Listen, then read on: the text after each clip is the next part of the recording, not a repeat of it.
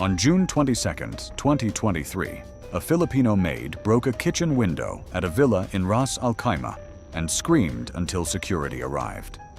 On the floor lay the body parts of her employer, 22-year-old Russian Alexandra Krivtsova, neatly arranged in plastic containers labeled in Arabic.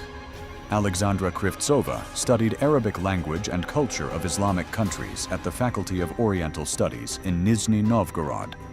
In 2022, she registered on an international dating platform aimed at Muslims seeking serious relationships.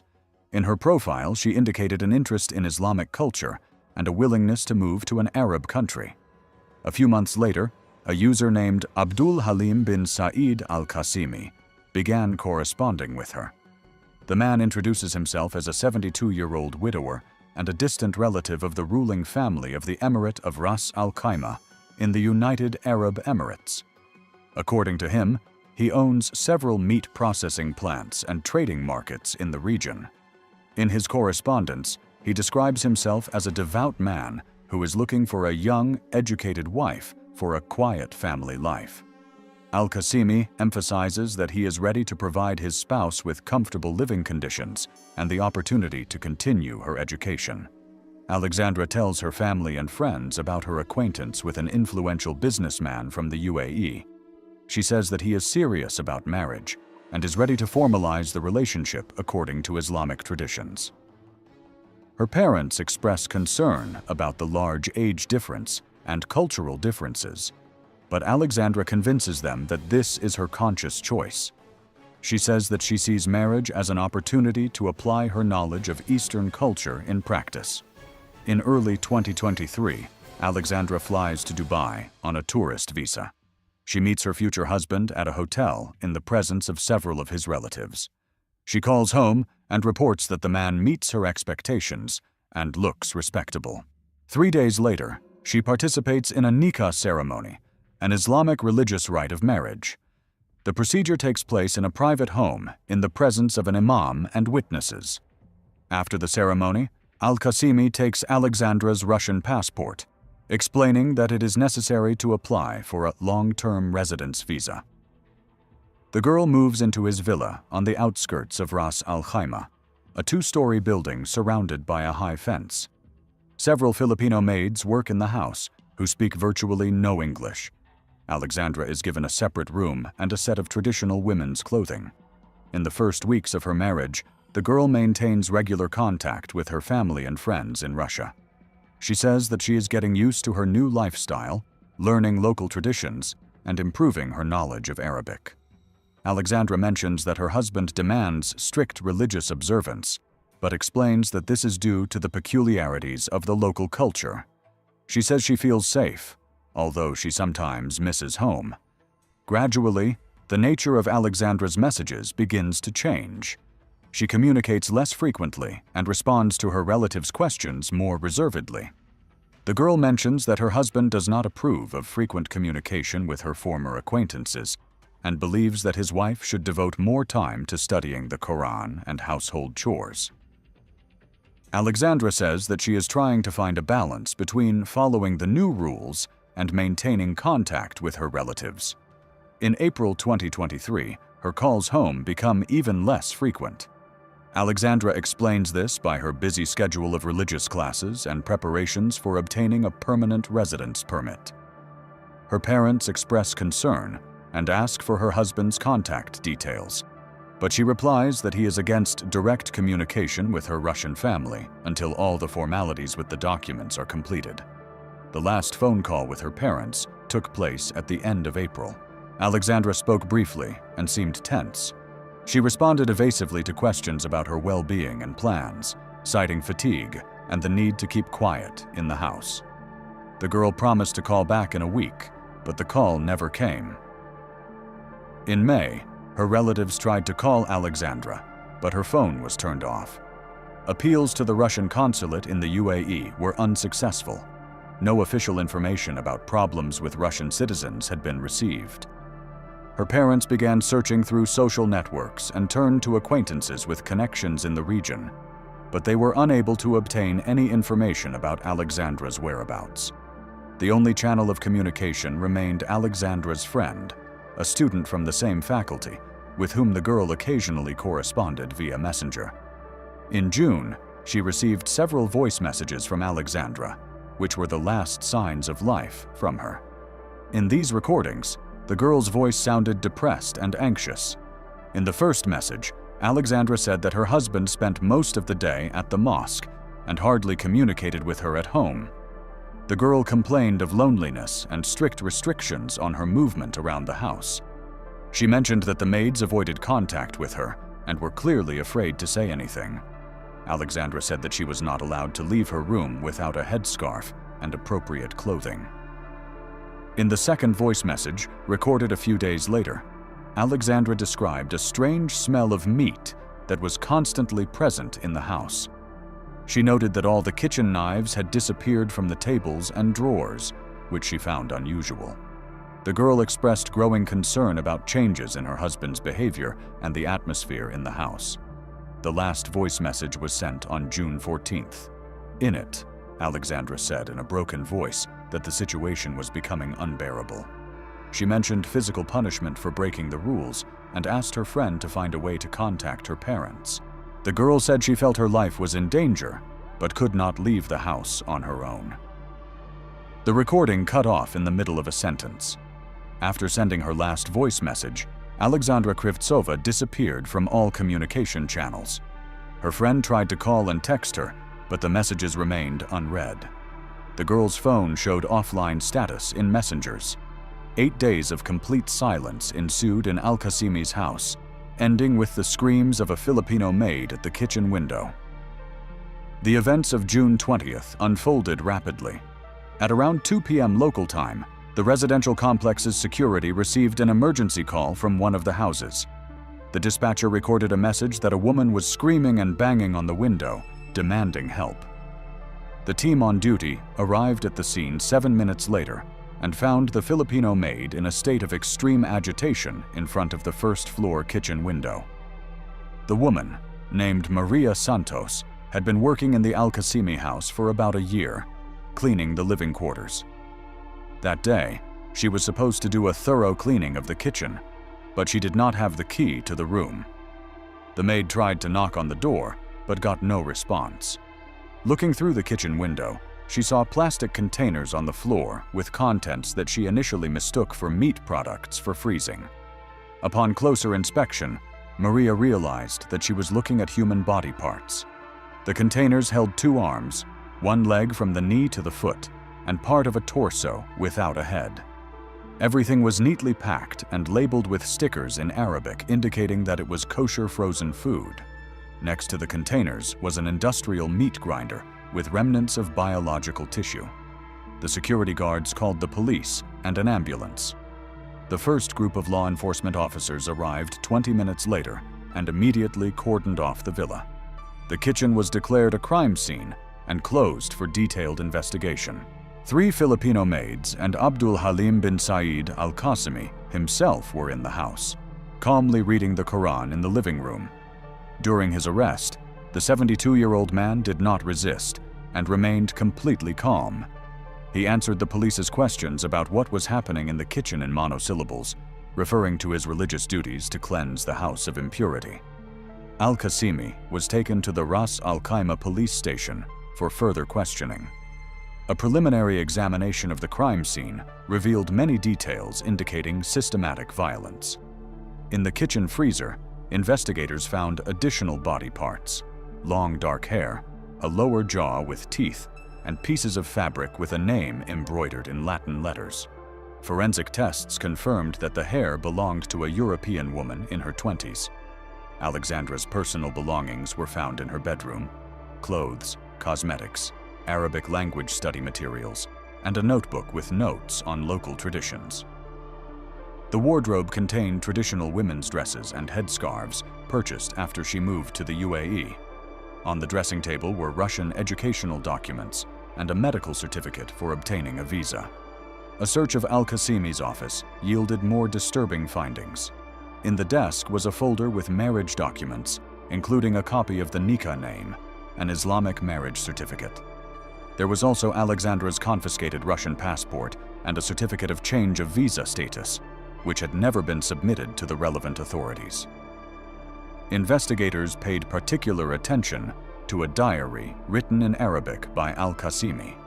It contained detailed notes on his wife's behavior and the disciplinary measures applied to her.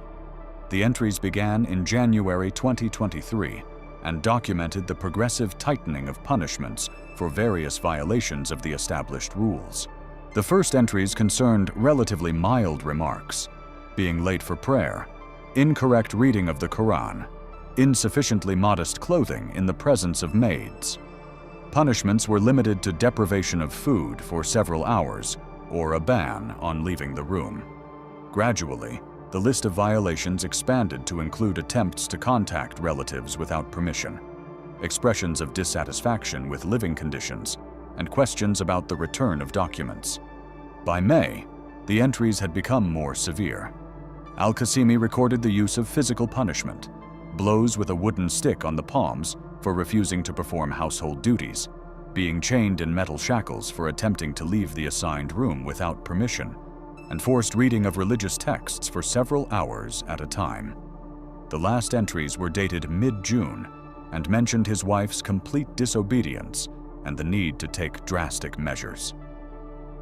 Al-Qasimi wrote that the woman refused to recognize his authority as husband and head of the family, which contradicted Islamic principles of family life. He considered such behavior an insult to religious feelings and a threat to the spiritual purity of the home. In the basement of the villa, there was a small room with metal rings in the walls and shackles on chains. The maids testified that Alexandra was periodically locked in this room for several days without food or water as punishment for serious misdemeanors. In the room, investigators found traces of blood on the floor and walls, as well as scratches on metal surfaces left by fingernails. The home's video surveillance system included cameras in all living areas, including Alexandra's bedroom and the kitchen. Al-Qasimi explained this was necessary to monitor compliance with religious rules and family discipline. The camera recordings from the last 2 weeks before the incident had been completely deleted, but technical expertise partially restored some fragments.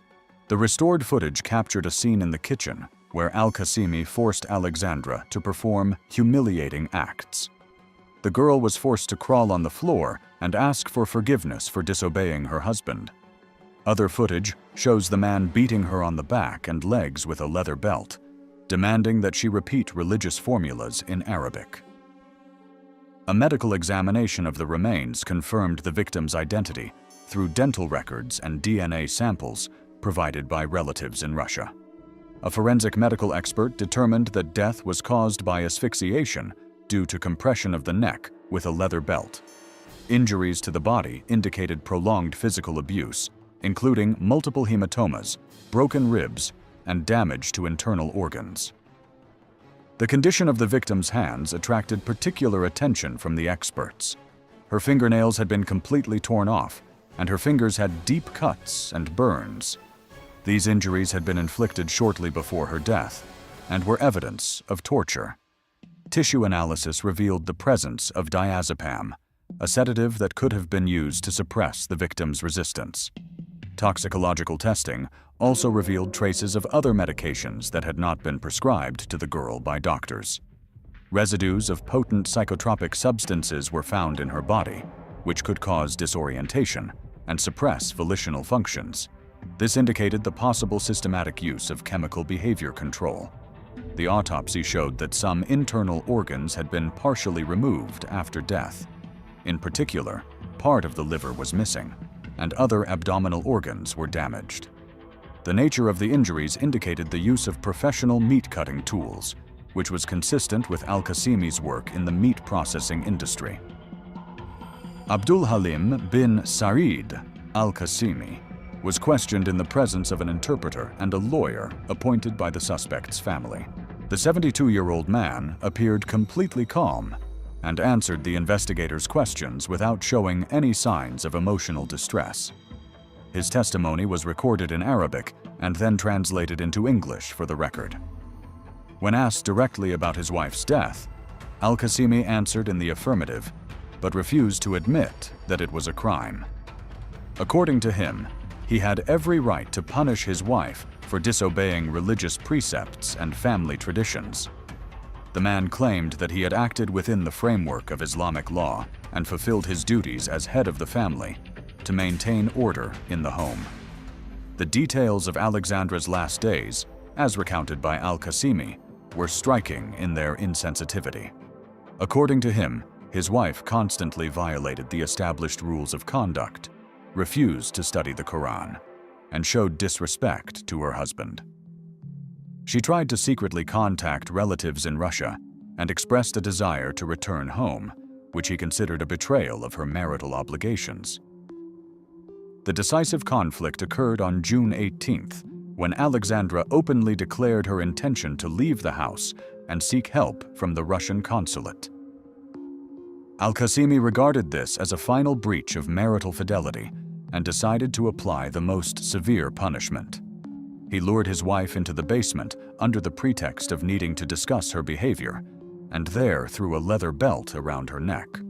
According to the defendant's testimony, Alexandra resisted and tried to free herself, but he held the belt until she stopped moving.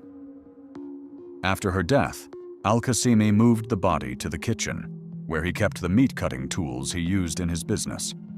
The man explained that he dismembered the corpse because he believed it was necessary to cleanse the house of impurity, according to his understanding of religious norms.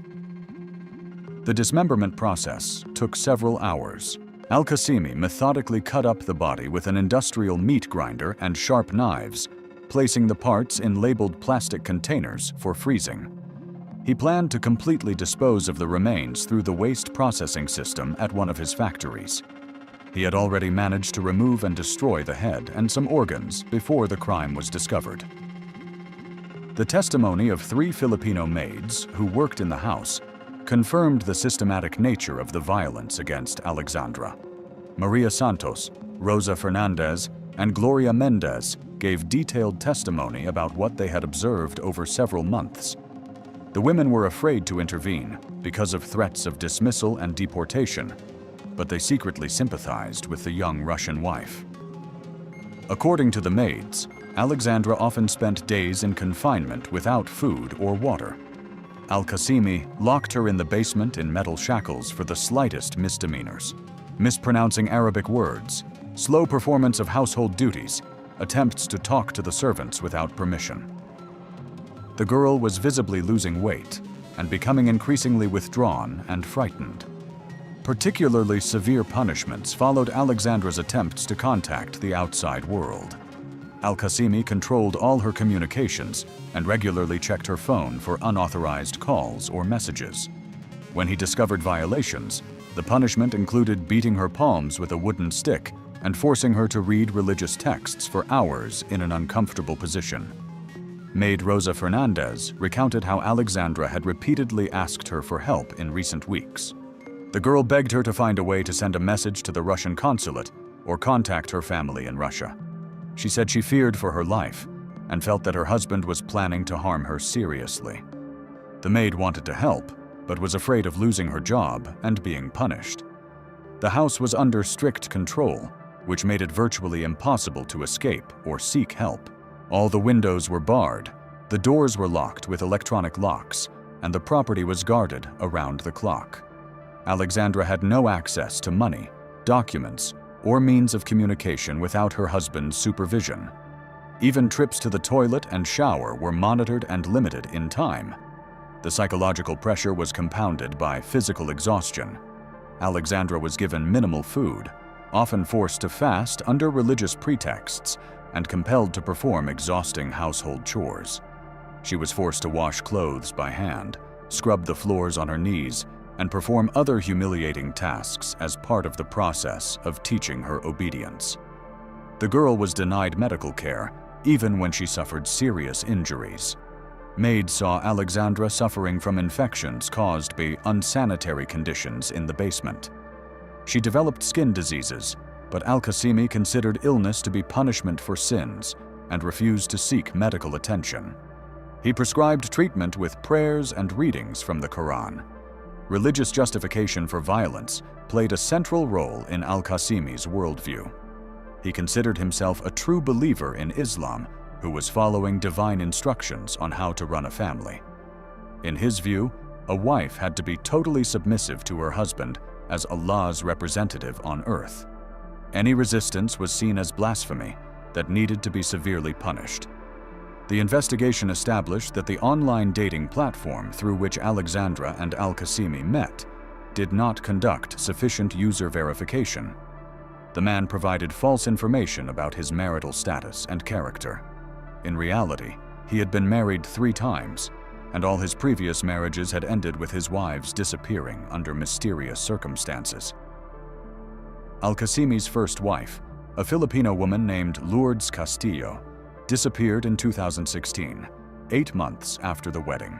Officially, she was declared to have left the country voluntarily, but her relatives claimed that she never contacted them after her disappearance. His second wife, Fatima Ahmed, a Pakistani woman, disappeared in 2019 under similar circumstances. The investigation into these earlier cases was reopened after al-Qasimi's arrest. The police discovered that in both cases, the women had complained to friends about their husband's abuse and expressed fear for their lives. Their passports were also confiscated under the pretext of processing documents, and their last contacts with relatives ceased suddenly and without explanation. A large-scale search was conducted on al-Qasimi's estate using special dogs and ground-penetrating radar equipment. 3 areas of disturbed soil were found in the garden behind the house, which could indicate burials.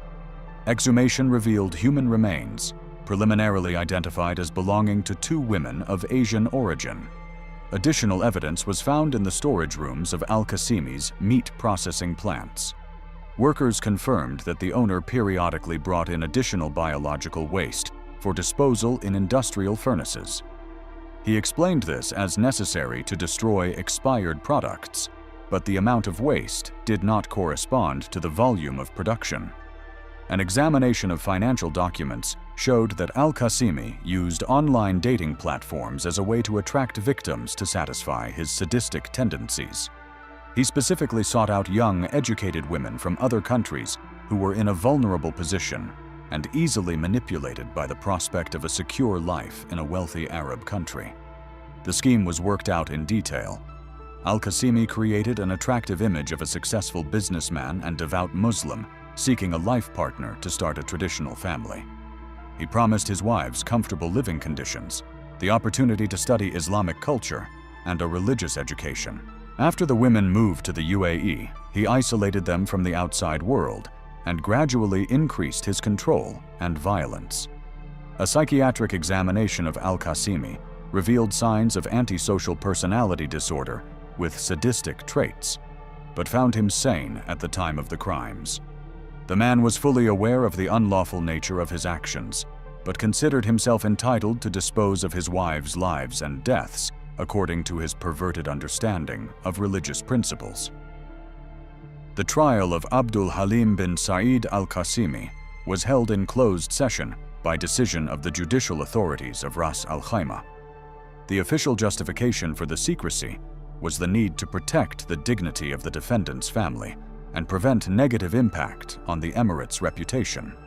Alexandra Krivtsova's relatives from Russia were denied participation in the trial on the pretext of lack of necessary documents and visa formalities. The defense was based on the claim that the defendant was mentally incompetent and unable to control his actions due to senile personality disorder. Al-Qasimi's lawyers presented the conclusions of private psychiatrists who diagnosed him with progressive dementia and religious hallucinations. According to their version, the man did not understand the illegality of his actions and acted under the influence of morbid fantasies. The Emirates Religious Council supported this version of the defense, stating that a true believer could not have committed such crimes in his right mind. Representatives of the clergy claimed that al-Qasimi's actions contradicted the fundamentals of Islam and could only have been the result of mental illness. This position allowed them to avoid accusations that the crimes were motivated by religious beliefs. The court deemed the testimony of the maids unreliable due to their dependent position and possible interest in receiving compensation. The defendant's lawyers argued that the Filipino women could have distorted the facts under the influence of promises of financial rewards from the victims' Russian relatives. The court took these arguments into account when evaluating the evidence. Examinations of the remains of al-Qasimi's previous wives did not provide conclusive results for additional charges. The condition of the bone tissue did not allow the cause of death to be determined with certainty, and the lack of documentary evidence of identity complicated identification. The investigation was forced to focus solely on the case of Alexandra Krivtsova as the only one with sufficient evidence. The prosecution sought the death penalty for premeditated murder with particular cruelty, but the defense insisted on a finding of insanity and referral for compulsory treatment. The court proceedings lasted several weeks, with religious authorities and medical experts participating. The position of influential members of the Emirates' ruling family, who advocated for the most lenient sentence possible, played a decisive role. The court's final decision was a compromise between the demands of justice and the need to preserve the reputation of the local elite. Abdul Halim bin Saeed al-Qasimi was found guilty of unintentional manslaughter due to mental disorder. The court ordered him to undergo compulsory treatment at a private psychiatric clinic in Ajman, with a review of the case in 5 years. This sentence caused outrage among Russia and human rights organizations, but official protests did not lead to a review of the decision. The UAE authorities stated that the sentence was in accordance with local law and took into account all the circumstances of the case. Russia's diplomatic attempts to secure a harsher punishment for the killer were met with formal excuses about the independence of the Emirates' judicial system. Alexandra Krivtsova's parents received official notification of their daughter's death only 2 months after the verdict was handed down. The document stated that the girl had died as a result of a domestic tragedy in the family and had been buried according to local traditions.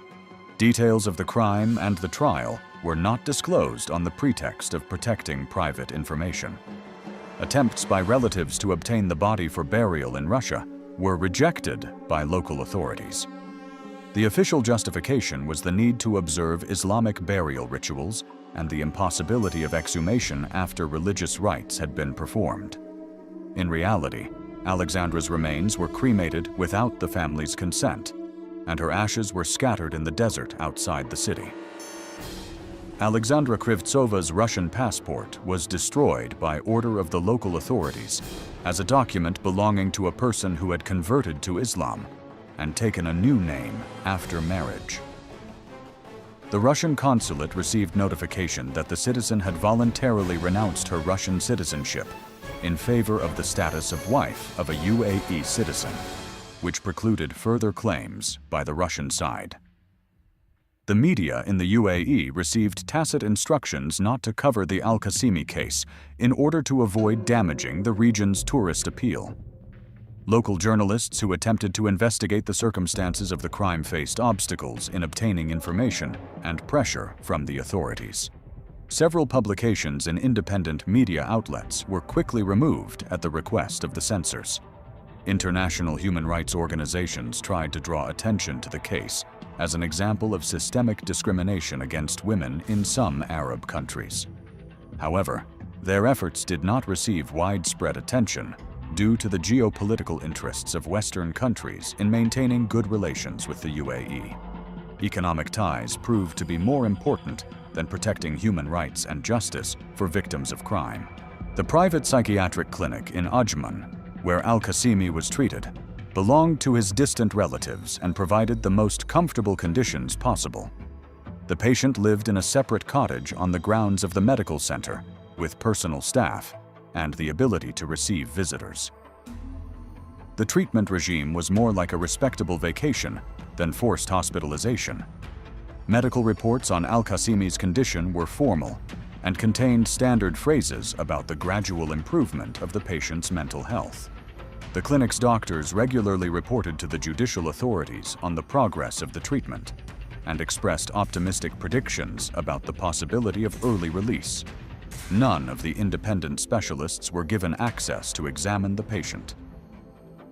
2 years after the start of treatment, Al-Qasimi's condition was reviewed by a medical commission, which concluded that he had made a full recovery and posed no danger to society. The man was discharged from the clinic with recommendations to continue outpatient observation and undergo regular preventive examinations. In fact, he was given complete freedom of action and the opportunity to return to his normal life. After his discharge, Al-Qasimi returned to managing his businesses and resumed his activity on online dating platforms under new names. Law enforcement agencies did not monitor him in any way, and his criminal record was formally expunged under an amnesty for persons suffering from mental disorders. The public was not informed about the killer's release and return to normal life. The case of Alexandra Krivtsova is one of many examples of how corruption, religious fanaticism, and legal irresponsibility can lead to impunity for the most brutal crimes. A young Russian student who dreamed of studying Eastern culture and starting a family became a victim of a system that values the reputation of influential families above human life and justice. When firefighters broke down the door of a mansion in Virginia, they found 2 charred bodies on the 2nd floor. But the real nightmare began when a detective noticed a strange crack in the floor of the wine cellar. Behind it was a second basement where 5 women were being held in chains. Sheikh Saeed al-Mahdi flew to the United States at the end of August 2022. The 39-year-old member of Dubai's ruling family rarely appeared in the Western press, although his fortune was estimated at around $400 million. He spent most of his time between the Emirates and London, where he owned several properties through offshore companies. He did not visit America often. He was last seen in Miami 3 years ago at a yacht show. This time, his plane landed at a private terminal at Dulles Airport, near Washington. He was accompanied by Yana Kovalchuk, a 26-year-old model from Kiev. They had met 6 months earlier at a party in Monte Carlo organized by a mutual acquaintance, a Russian businessman involved in real estate in Europe.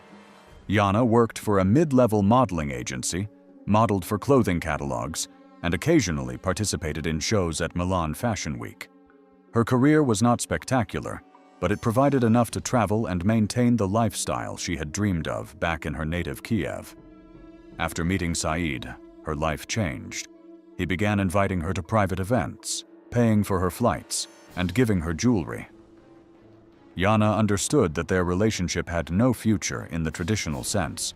The sheikh was married and had 3 children, but she did not object to this arrangement.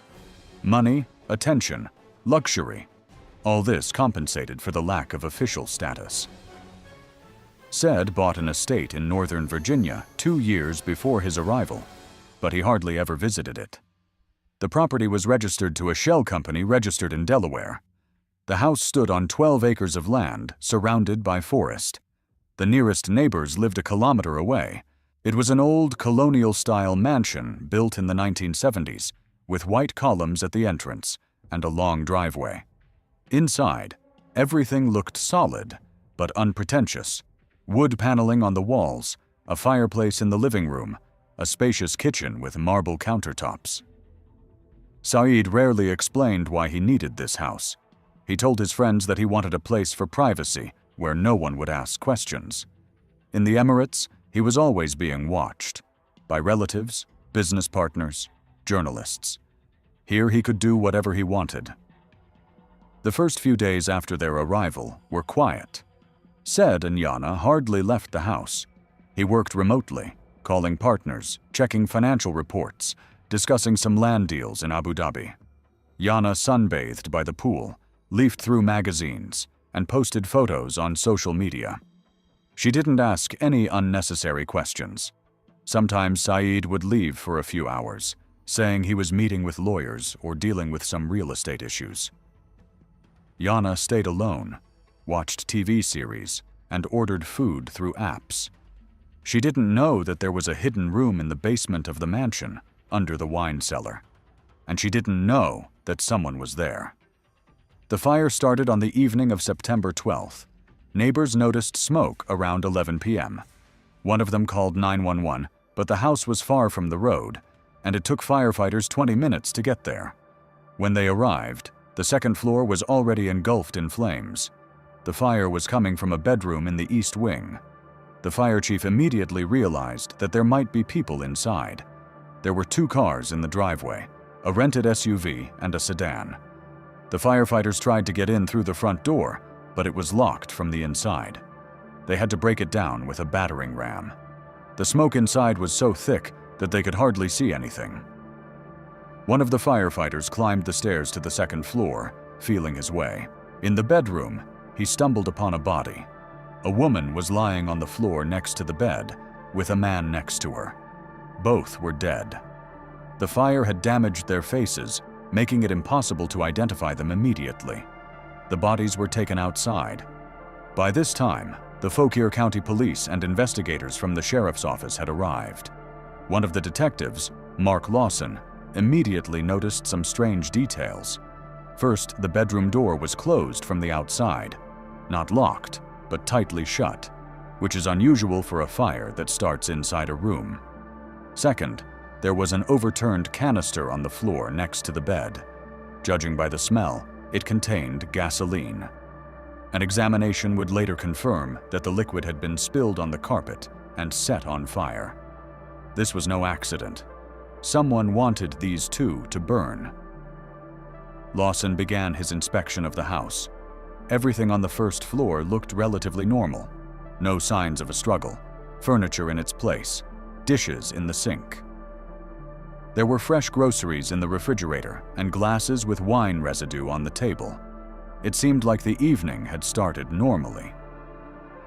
The detective went down to the basement. There was a laundry room, a small storage room, and a wine cellar, a room with wooden shelves lined with bottles.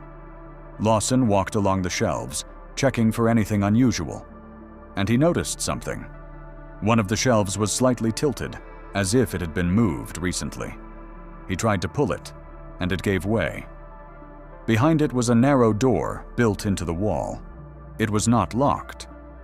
Lawson opened it and saw a staircase leading down to the second basement. He went down, holding a flashlight. Downstairs, there was a smell of dampness and something else, a sour, unpleasant smell of unwashed bodies. The room was small, about 15 by 10 meters, with a low ceiling and concrete walls. In the corner stood a mattress. Next to it, a plastic bucket. A metal pipe ran along the wall, to which chains were attached, and on these chains sat women, 5 women, all naked, all in handcuffs. Lawson called for backup. A few minutes later, 2 more police officers and a paramedic came down to the basement. The women were exhausted. Some of them could barely stand. They were immediately freed from their chains and carried upstairs. One of them was crying. Another was silent, staring at a single point. The third repeated something in broken English. "Please don't send me back. Please." The fourth and fifth seemed to be in a semi-conscious state and had to be carried. All of them were taken to the hospital. An examination established that the women had been held in the basement for several days to several weeks. All of them had signs of beatings, abrasions on their wrists and ankles from handcuffs, and signs of dehydration. Doctors also found signs of sexual assault on 3 of them.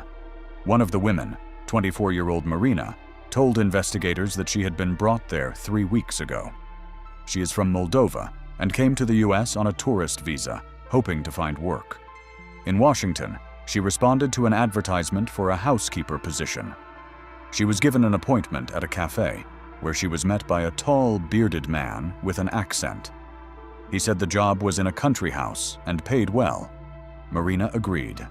The man drove her to the mansion, took her inside, and then forced her down to the basement. 2 other women were already there. He chained Marina up and told her she would work when the time came. She hardly saw him again. Food was brought once a day, usually bread, canned goods, sometimes fruit. Water was provided in plastic bottles. Another woman, 28-year-old Oksana from Ukraine, told a similar story. She too was lured with the promise of work. She arrived in the US 6 months ago, lived in New York, and worked part-time as a waitress. She didn't have enough money and was looking for something more stable. She found an ad in a Russian-speaking group on social media. A caregiver was needed for an elderly person in Virginia. Oksana contacted the employer, and they agreed to meet. She was met by the same man who later brought her to the mansion. By the time Oksana realized she had fallen into a trap, it was too late. He was stronger than her and had a gun. She tried to scream, but he hit her in the face and dragged her into the basement. She spent 11 days there. The other 3 women hardly spoke. One of them did not know English at all and communicated through an interpreter. She came from Romania, and her story was vague, something about an agency that promised work in Europe. Then she was resold and ended up in America.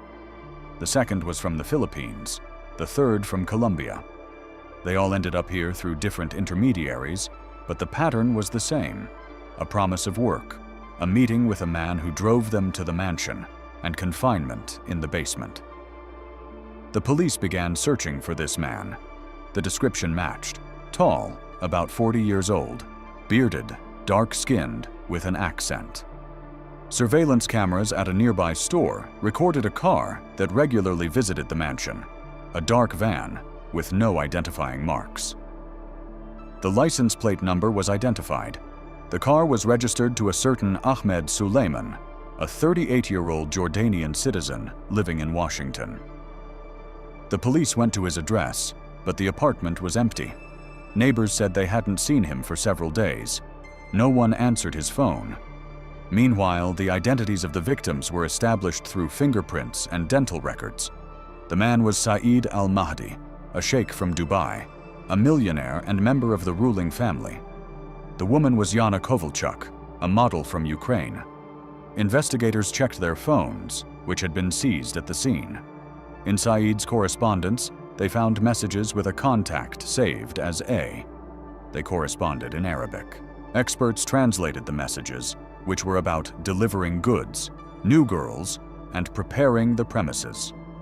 The last message from Saeed was sent 2 days before the fire. "Come tomorrow evening. We need to discuss something." A theory began to take shape. Said did not just buy the house for privacy. He used it to house women supplied to him by Ahmed. Most likely it was part of human trafficking. Women were lured to the US under the guise of work and then held captive. Some of them may have been used for prostitution, others for personal needs. Said paid Ahmed for the supplies. But something went wrong. Perhaps Yana found out about the basement, or Ahmed decided to get rid of Saeed so he wouldn't have to share the profits. Or there was a quarrel. There was no concrete evidence yet, but the arson theory seemed the most likely. Someone wanted to cover up the crime by starting a fire, but didn't take into account that the women in the basement would survive. The search for Ahmed continued. His photo was sent to all airports, border crossings, and police stations. 3 days later, a lead came in. A camera at a gas station in Maryland had captured a van similar to his heading north. The police organized a manhunt. Ahmed was detained at the Pennsylvania border as he attempted to cross the state, heading towards Canada.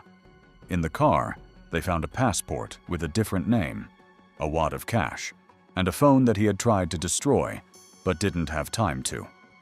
The data was recovered.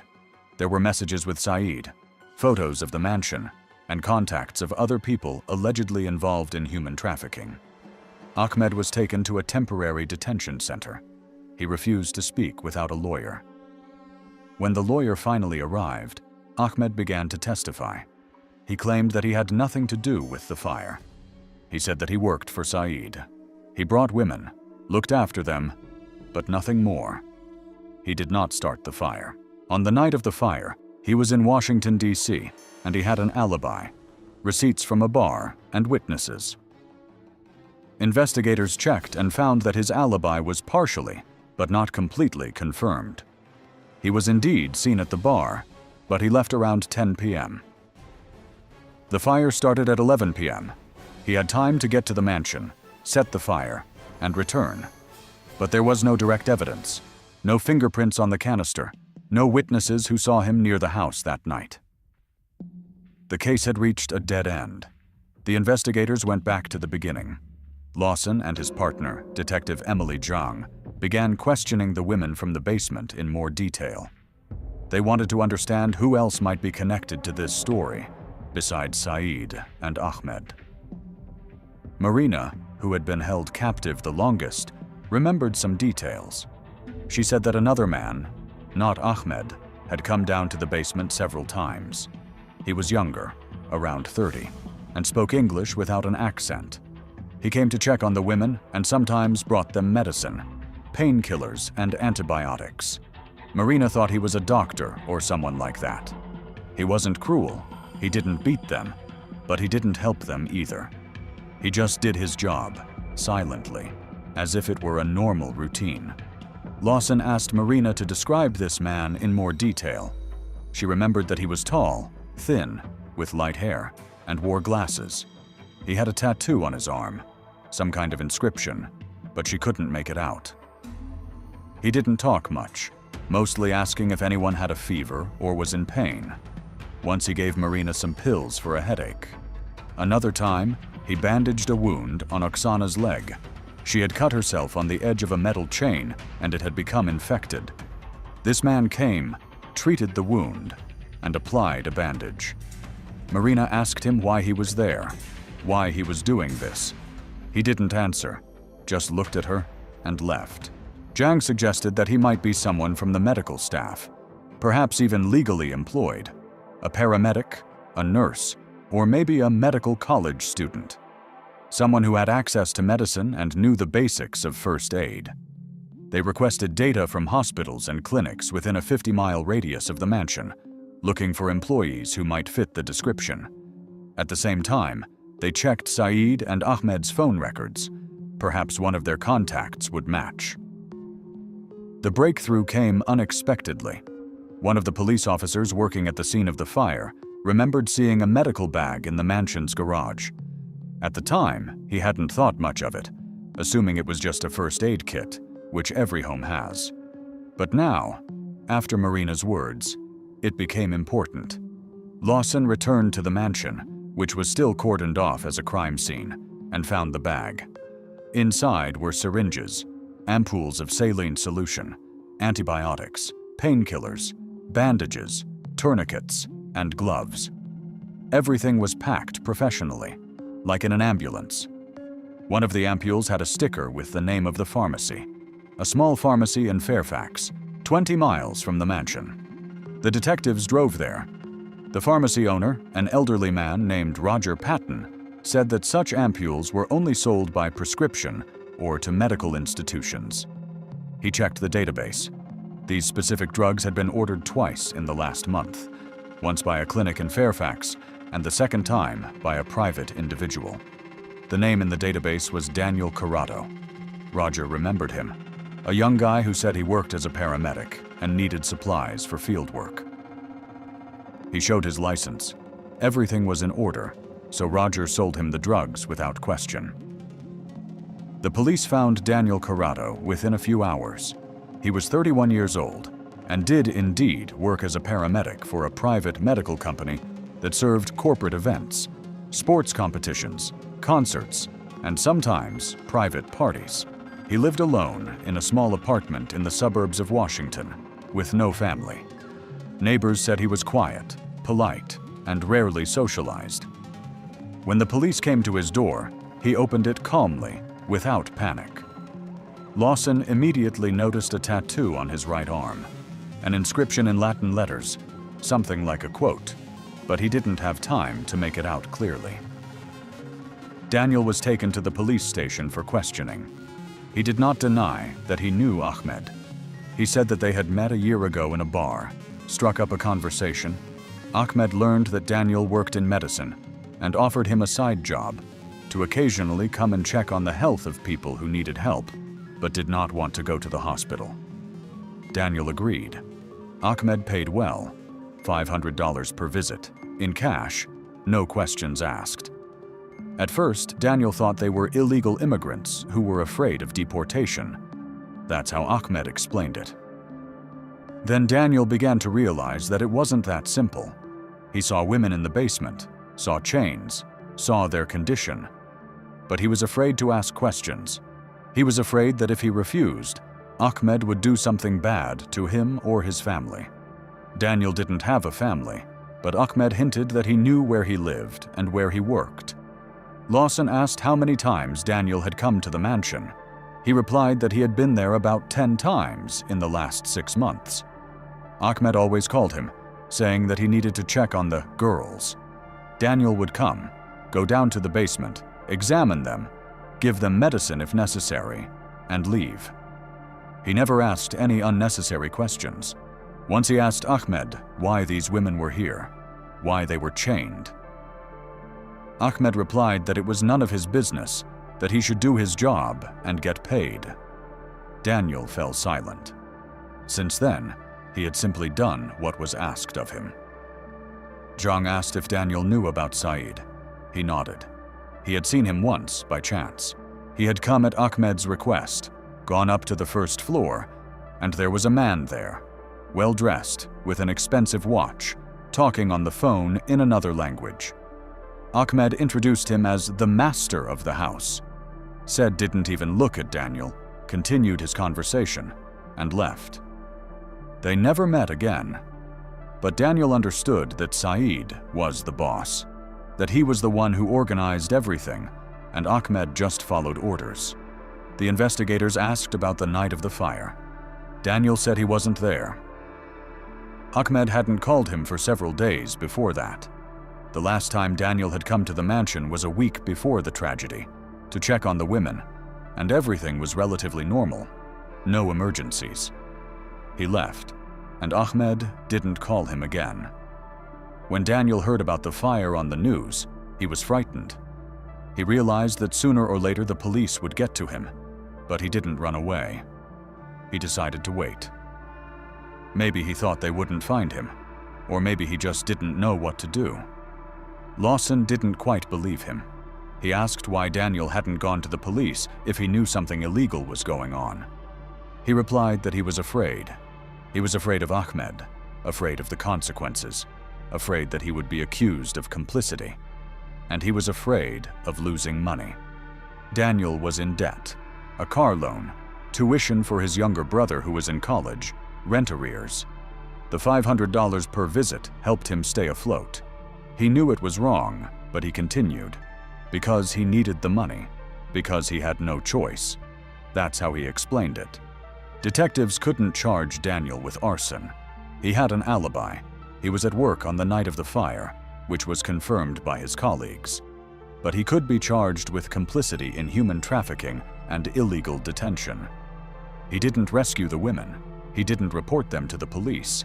He continued to help them, thereby helping the criminals keep their victims alive so they could continue to exploit them. The prosecutor decided that this was enough to bring charges. Daniel was arrested and taken into custody. Meanwhile, they began questioning Yana Kovalchuk. More precisely, they began reconstructing her story because she herself had died. The police contacted her family in Kiev, her mother and younger sister. Her mother, Lyudmila, said that she last spoke to her daughter 2 days before her death. Yana called and said that everything was fine, that she was in America with a friend, relaxing. She sounded cheerful. There was no sign of trouble. Lyudmila did not know the details of Yana's relationship with Saeed. She only knew that her daughter was dating a wealthy man who traveled a lot. Yana didn't talk much. She was secretive in general and didn't like to share personal details. Investigators checked Yana's phone. In her correspondence with her friends, there were mentions of Saeed. She wrote that he was generous but strange, that he sometimes behaved unusually. He might leave in the middle of the night without explaining where he was going, or lock himself in his office for several hours without answering his phone. One of her friends asked if this was dangerous. Yana replied that no, he was just a busy man. But in another correspondence, a few days before her death, Yana wrote to another friend, "Something's not right here. I can feel it." Her friend asked what exactly. Yana replied, "I can't explain it. Just strange noises at night, as if someone is downstairs." Then she added, "Maybe it was just my imagination." She did not return to the subject. This correspondence made investigators think. Perhaps Yana heard women in the basement. Perhaps she began to suspect that something suspicious was going on in the house. If Saeed realized that she had guessed, he might have tried to get rid of her. But then why start a fire in which he himself died? The theory that Saeed killed Yana and then killed himself by starting a fire seemed strange. If he wanted to die, why choose this method? It would have been easier to take pills or shoot himself. Fire is slow, painful, and unpredictable. The investigators returned to the theory of a third party. Someone came to the house, doused the bedroom with gasoline, locked the door, and set it on fire. That someone could have been Ahmed, but his alibi held up. Zhang suggested checking the surveillance camera footage in the area. The mansion itself was not equipped with cameras, but there were cameras on neighboring properties and on the roads. The police requested recordings from the week before the fire and the night of the tragedy. A camera at an intersection 3 miles from the mansion captured Ahmed's van passing by around 9 p.m. on the night of the fire. He was driving in the direction of the mansion, but he was not filmed going back. Either he returned by another route or he stayed there. A camera at a gas station 10 miles away recorded the same van around 1 a.m. after the fire. It turns out that Ahmed was indeed near the mansion at the right time. Detectives questioned Ahmed again. They showed him the recordings. He changed his testimony. He said that yes, he had come to the mansion that night, but he did not go inside. Said had called him, asked him to come, said they needed to discuss something urgent. Ahmed arrived, parked at the gate, and called Saeed. Said did not answer. Ahmed waited for about 20 minutes, then left. He saw smoke on his way back, but did not think much of it. He thought someone was burning trash. Lawson didn't believe him. He asked why he hadn't mentioned it right away. Ahmed replied that he was afraid he would be blamed. The detective asked if he had gone inside the house. Ahmed said no. They asked if he had seen anyone else nearby. Ahmed said no, no one. But then, after a few minutes of silence, he added that maybe there had been. When he was driving up, he saw another car parked off to the side, near the woods. It was a small, dark-colored sedan. He didn't think much of it at the time. He thought it was one of the neighbors. The police began searching for this car. They checked the camera recordings, and indeed, half an hour before Ahmed's van drove by, the same camera had recorded a dark sedan moving towards the mansion. The license plate was not visible. The camera was old, and the quality was poor. But they were able to determine the make approximately. It looked like a Honda Accord or a Toyota Camry, both common models. Investigators compiled a list of all similar cars registered in the area. There were 1,300 of them. They began checking the owners, looking for connections to Saeed, Ahmed, and Daniel. One of the detectives noticed a call log on Saeed's phone. 3 days before the fire, he had received a call from an unknown number, an unregistered, prepaid SIM card. The conversation lasted 2 minutes. It was impossible to determine who had called or what they had talked about. But the same number had called Ahmed the day before the fire. It couldn't have been a coincidence. Someone else was coordinating their actions, or threatening them, or making arrangements. The police tried to locate the phone using cell towers. They were somewhat successful. The calls came from the Washington area, but they couldn't determine the exact address. The number was no longer in use after the night of the fire. The phone had apparently been thrown away or destroyed. The detectives returned to the women. They asked if they had seen anyone else besides Ahmed, Daniel, and Saeed. Oksana remembered that a few days before the fire, someone else had gone down to the basement. A woman. Young, around 25 to 30 years old. dark hair, thin, spoke with an accent, possibly Eastern European. She came with Ahmed, examined the women, and wrote something down in a notebook. Oksana thought she was a buyer, that they were being checked before the sale. The woman asked questions: where they were from, how old they were, if they had any illnesses. Oksana refused to answer. The woman shrugged and left. Oksana didn't see her again. This was a new lead. The investigators asked Oksana to describe the woman in more detail. She was tall, about 170 centimeters, slim, with shoulder-length, straight, dark brown hair. She had an oval face, a small nose, and thin lips. She was dressed modestly: jeans, a dark jacket, and sneakers.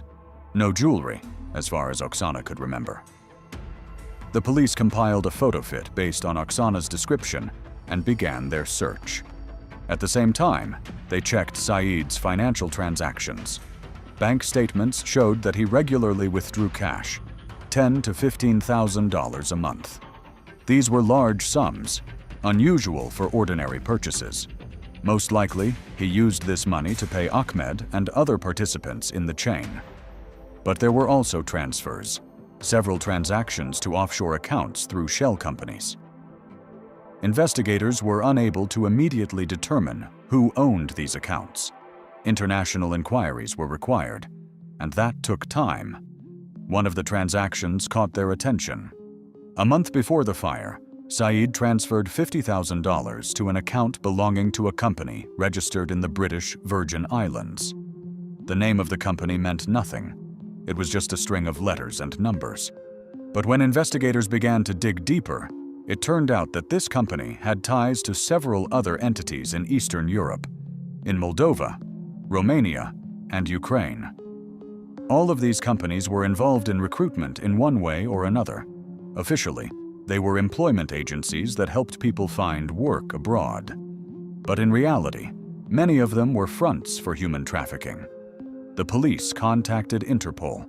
It turned out that several of these agencies were already under investigation by law enforcement. They were suspected of recruiting women for sexual exploitation. But there was not enough evidence, so no cases were opened. Now the investigators had a concrete lead. They requested information about the employees of these agencies, photos, data. One of the profiles matched the photo fit of the woman Oksana had seen. Her name was Elena Rusu, 32 years old, a citizen of Moldova.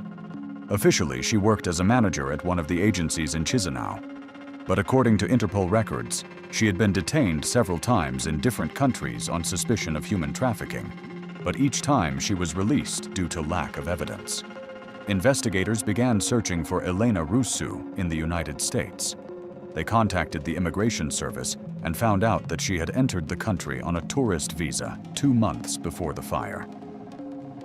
She flew back to Moldova a week after the tragedy. Her whereabouts are currently unknown. Moldovan police reported that Elena had not appeared at her place of residence, and her phone was not answering. Most likely she went into hiding, knowing that she would be hunted down. But her role in this story was becoming clearer.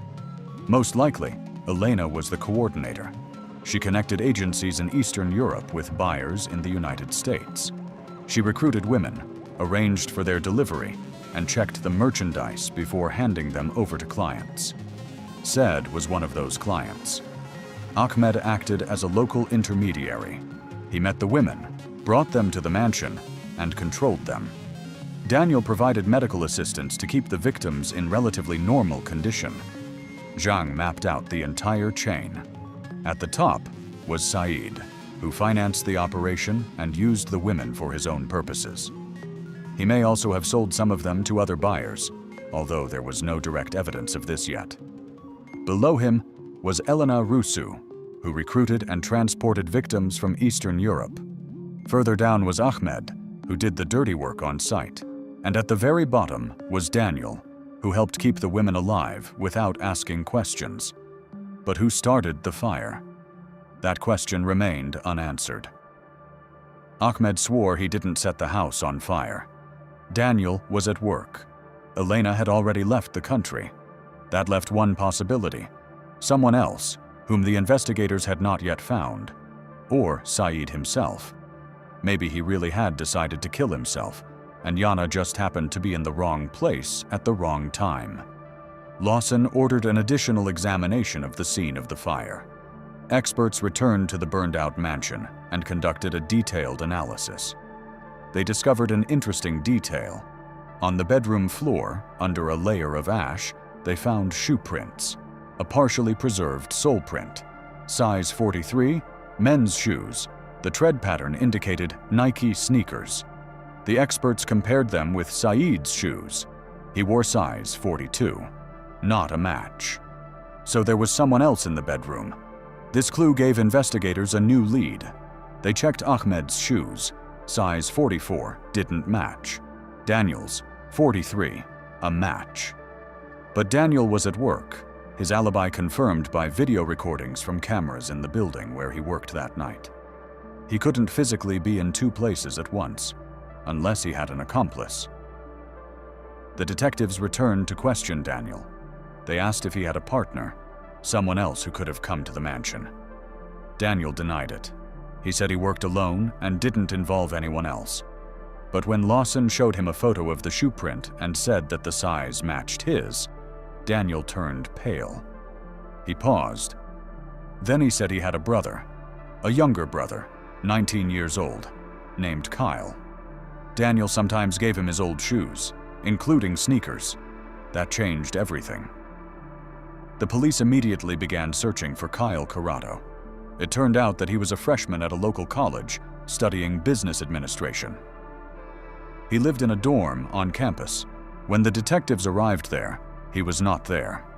His roommate said that Kyle had left a few days ago, saying he was going to visit relatives. He didn't say when he would be back. Investigators contacted Kyle's parents. They had divorced many years ago. His mother lived in Pennsylvania, his father in Ohio. Both said they hadn't seen their son in several months. He hadn't visited them. The police put out a warrant for his arrest. The detectives returned to Daniel. They asked where his brother might be. Daniel said he didn't know. They weren't very close and rarely communicated. Lawson asked directly if Kyle knew what was going on in the mansion. Daniel hesitated, then admitted that yes, he did.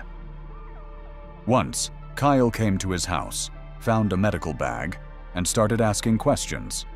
Daniel told him that he was doing some side work, helping people who couldn't go to the hospital. He didn't mention the women in the basement, but Kyle wasn't stupid. He guessed that something was wrong. He insisted that Daniel stop. He said it was dangerous, that he could get arrested. They argued. Kyle said that if Daniel didn't stop, he would take care of it himself. Daniel decided it was just talk and didn't think much of it. Lawson asked when that was. Daniel replied, about a week before the fire. Everything coincided. Perhaps Kyle decided to take action.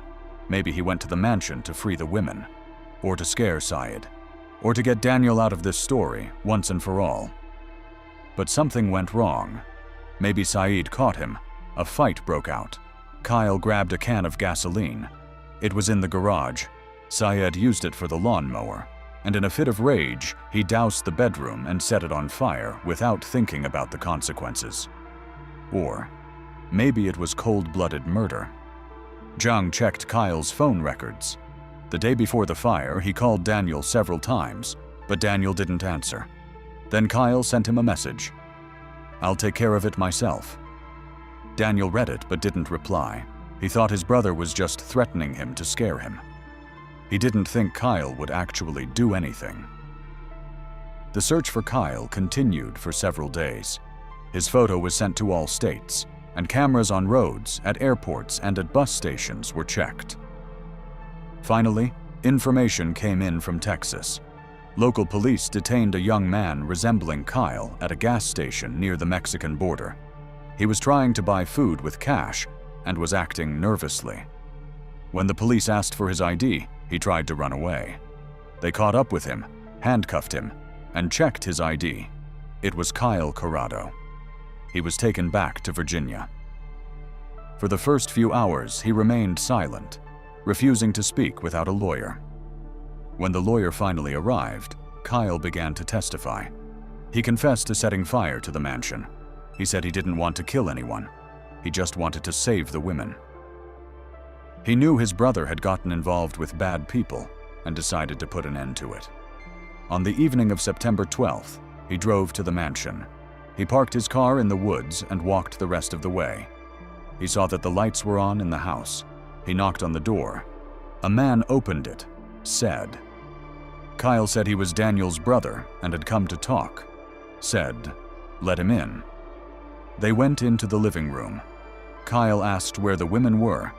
Said was surprised and said he didn't understand what he was talking about. Kyle raised his voice and demanded to see the basement. Said refused and told him to leave. Kyle didn't leave. Instead, he started looking for them himself, went into the kitchen, opened the door to the basement, and went down. He found the wine cellar and found a hidden door. He went down to the second basement. He saw the women. He wanted to free them. He tried to break the chains, but they were too strong. The women screamed and begged for help. Kyle ran upstairs looking for tools. Syed blocked his way. He had a gun in his hands.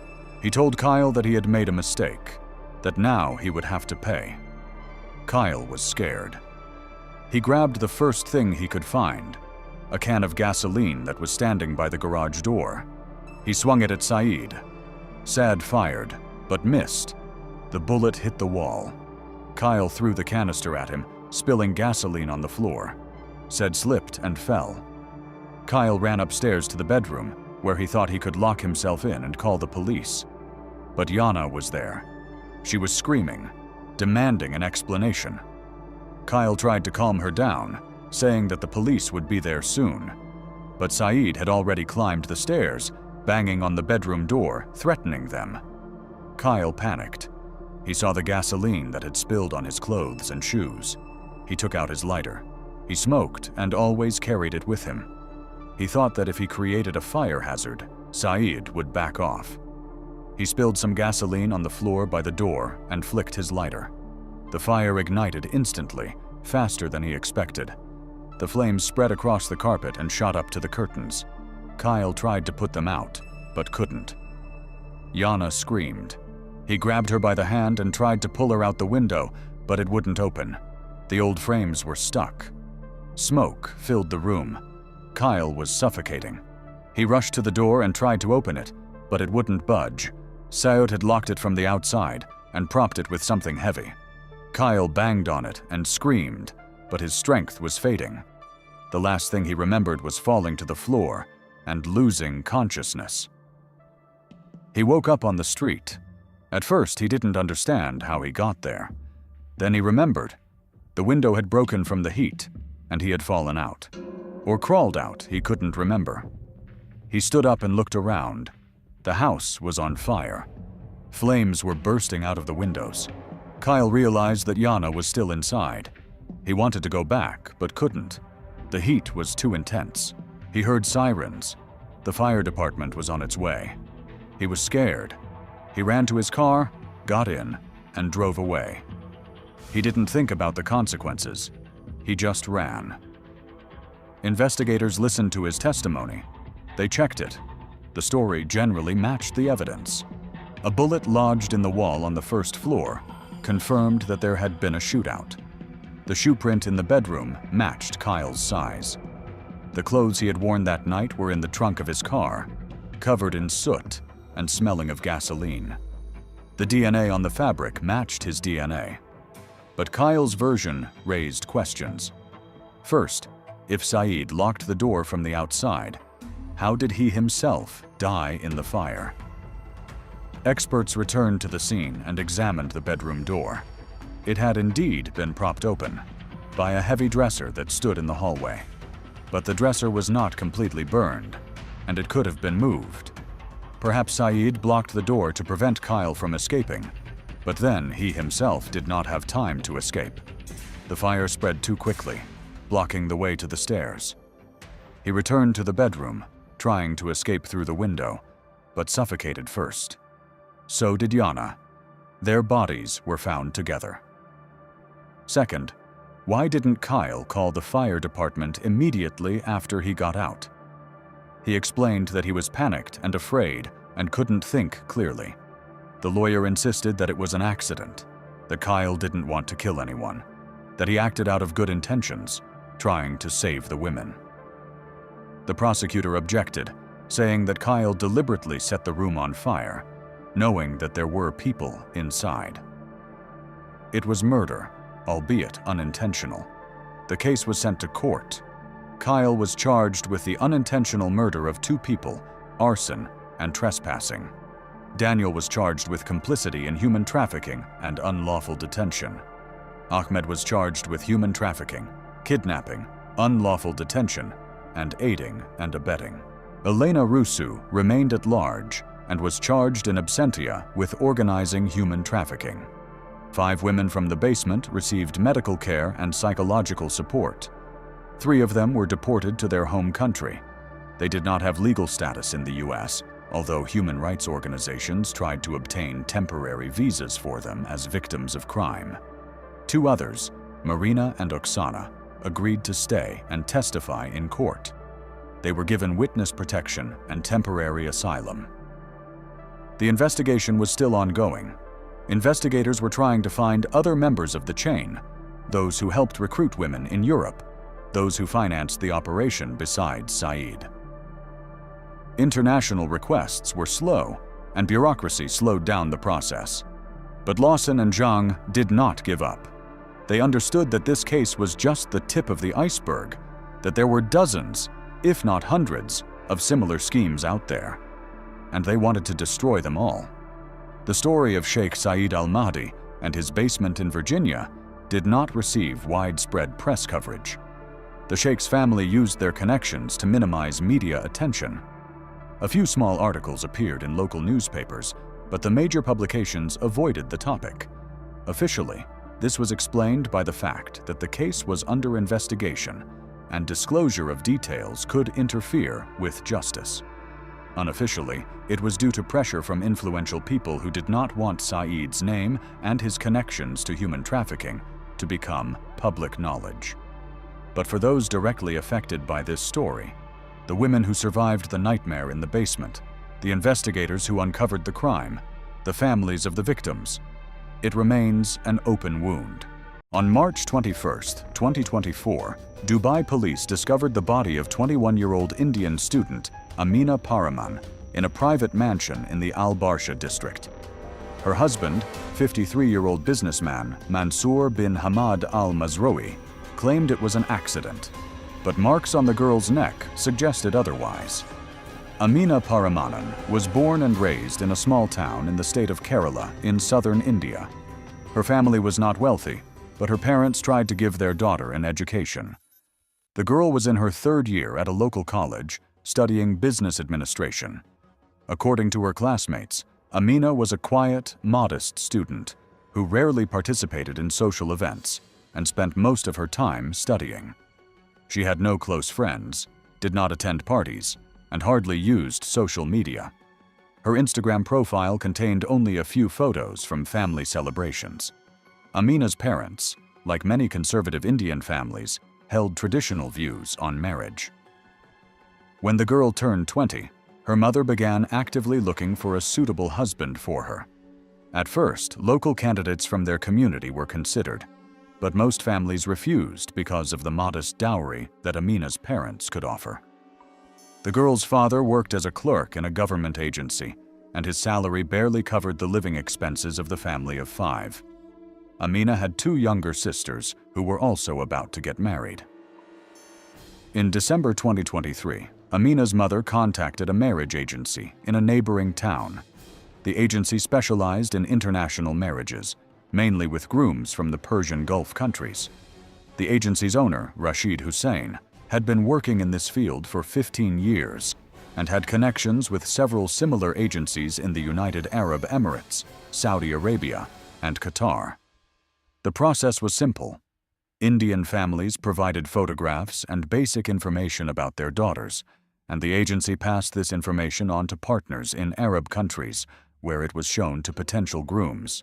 Rashid Hussein met with Amina's mother in his office on the third floor of an old building in the city center. The office was small, with a few chairs for visitors and a desk piled high with folders of documents. On the walls hung photographs of happy couples in front of expensive cars and large houses. Hussein explained the procedure.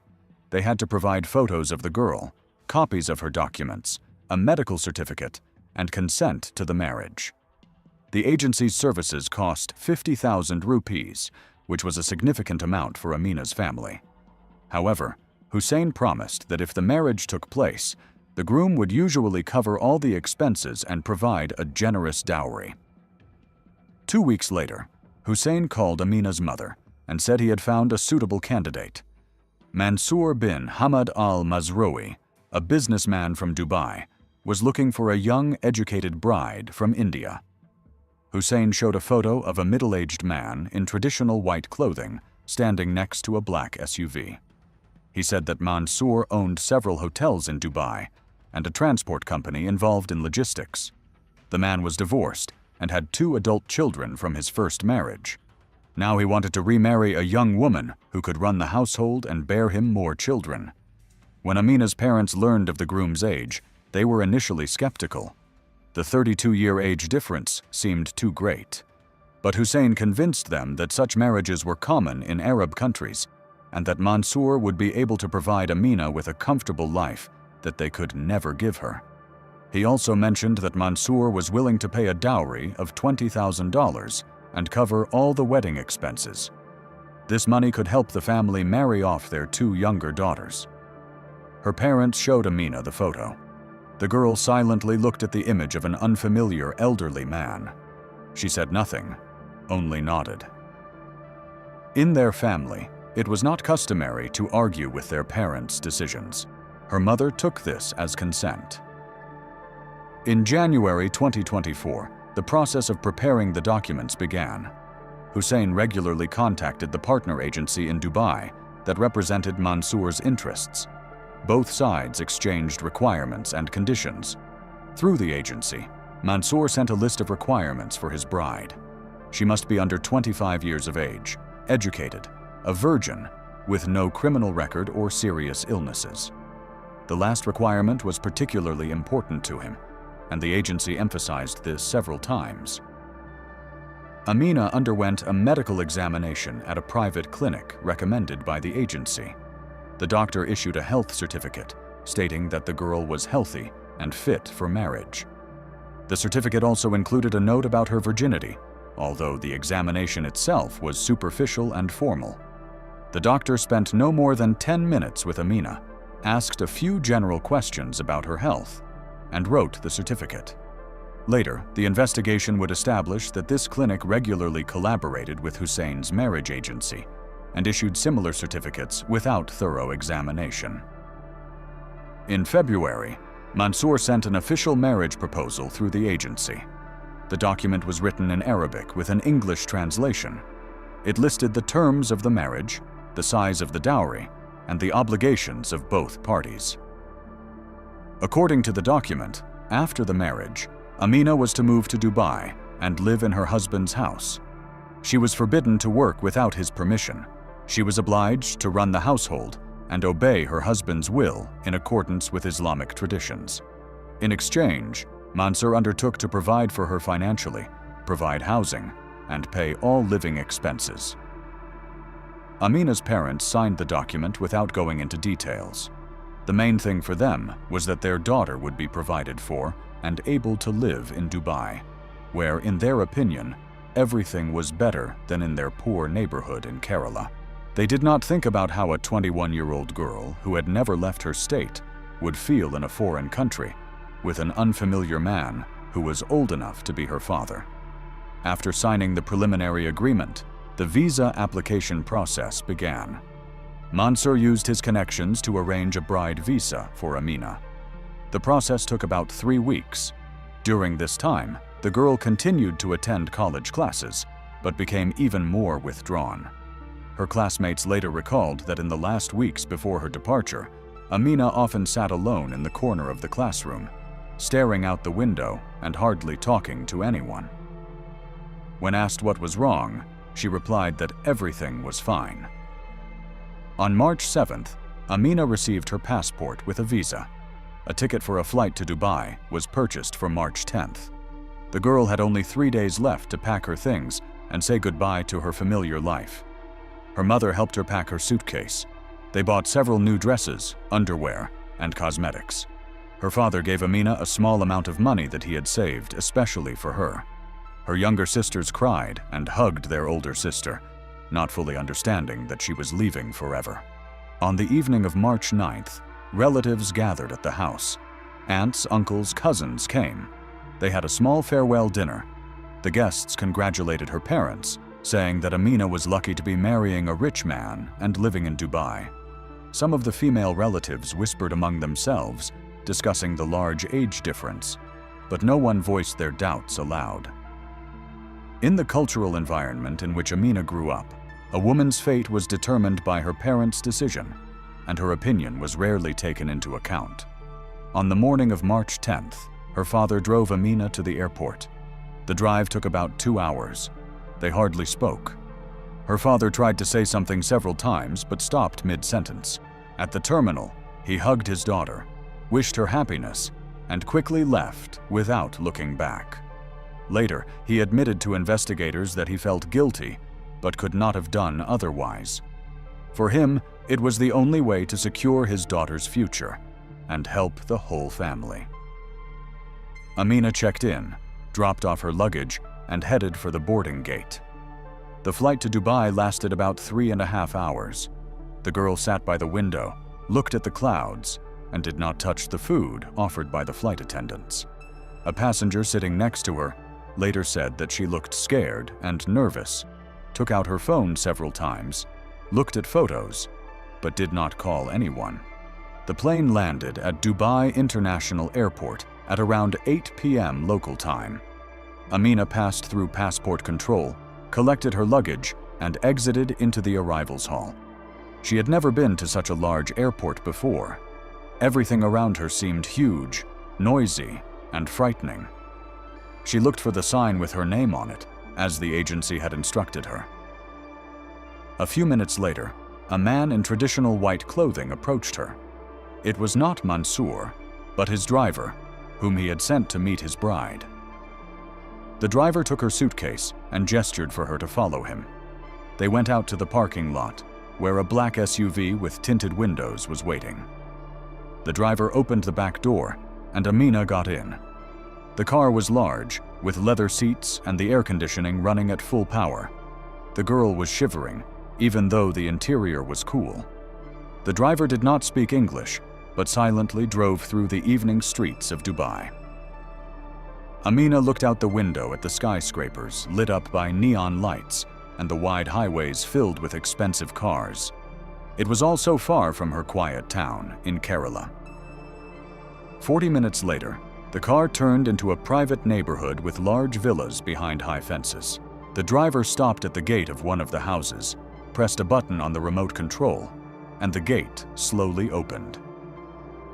Amina saw a 2-story mansion with a white facade, large windows, and a well-kept garden.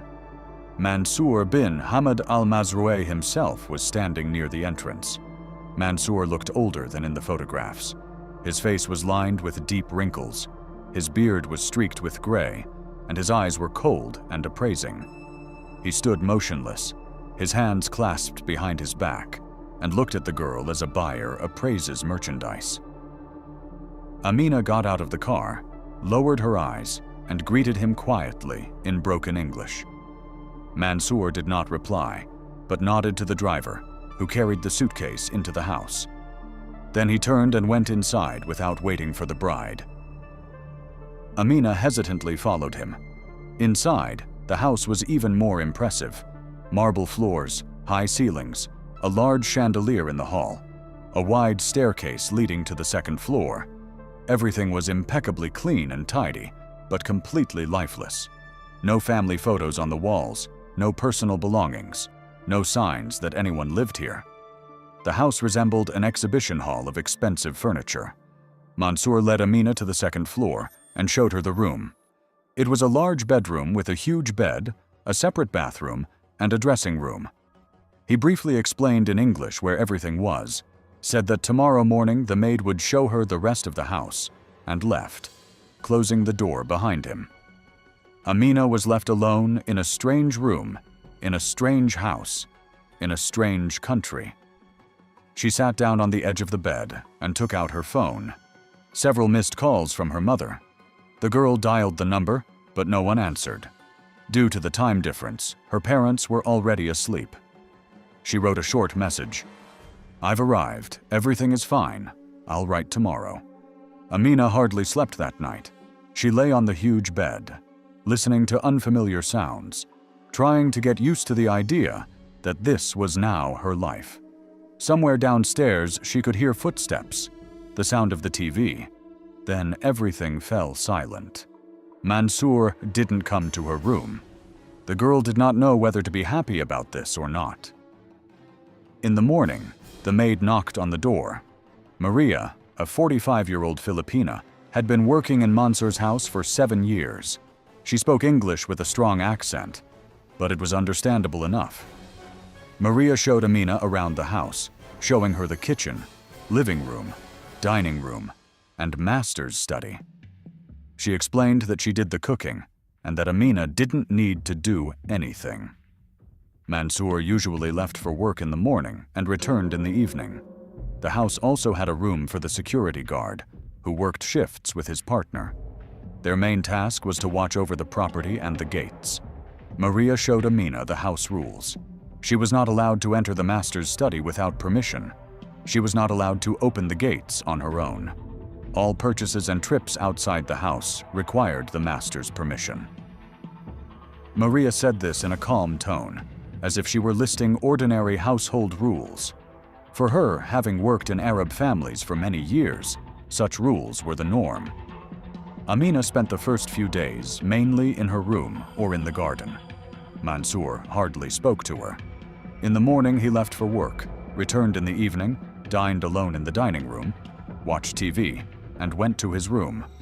Sometimes he asked Amina short questions: how she was feeling, if she needed anything, if she was getting used to the heat. The girl answered in monosyllables, trying not to look him in the eye. She felt awkward and scared to be around this silent stranger who was now considered her husband. The wedding was set for March 11th, the day after Amina's arrival. Mansour wanted to hold the ceremony quickly and without unnecessary fuss. He did not arrange a big celebration, as is often done in Arab families. Only the bare minimum, an official marriage ceremony according to Sharia law in a mosque, in the presence of witnesses and a representative of the imam. On the morning of March 11th, a representative of a marriage agency from India arrived at the house, having flown in especially for the ceremony. He was accompanied by a translator, a middle-aged woman who was supposed to help Amina understand what was happening. Mansour's 2 brothers with their wives and his adult son from his first marriage also arrived. A total of 10 people gathered. Amina was given a traditional Indian wedding dress to wear, which her parents had sent her. It was a red sari with gold embroidery and jewelry that her mother had given her. The girl got dressed in her room with Maria's help. When she looked at herself in the mirror, she hardly recognized her own reflection. She looked like a bride from the Indian movies she had watched as a child. Only in those movies, the brides were always happy. Around noon, everyone went to the mosque. It was a small mosque in the Al-Barsha district, not the most famous or visited. Mansour had deliberately chosen a quiet place where there would be no unnecessary witnesses or curious onlookers. The ceremony was quick and formal. The imam read the prayers, asked the mandatory questions, and Amina and Mansour confirmed their consent to the marriage.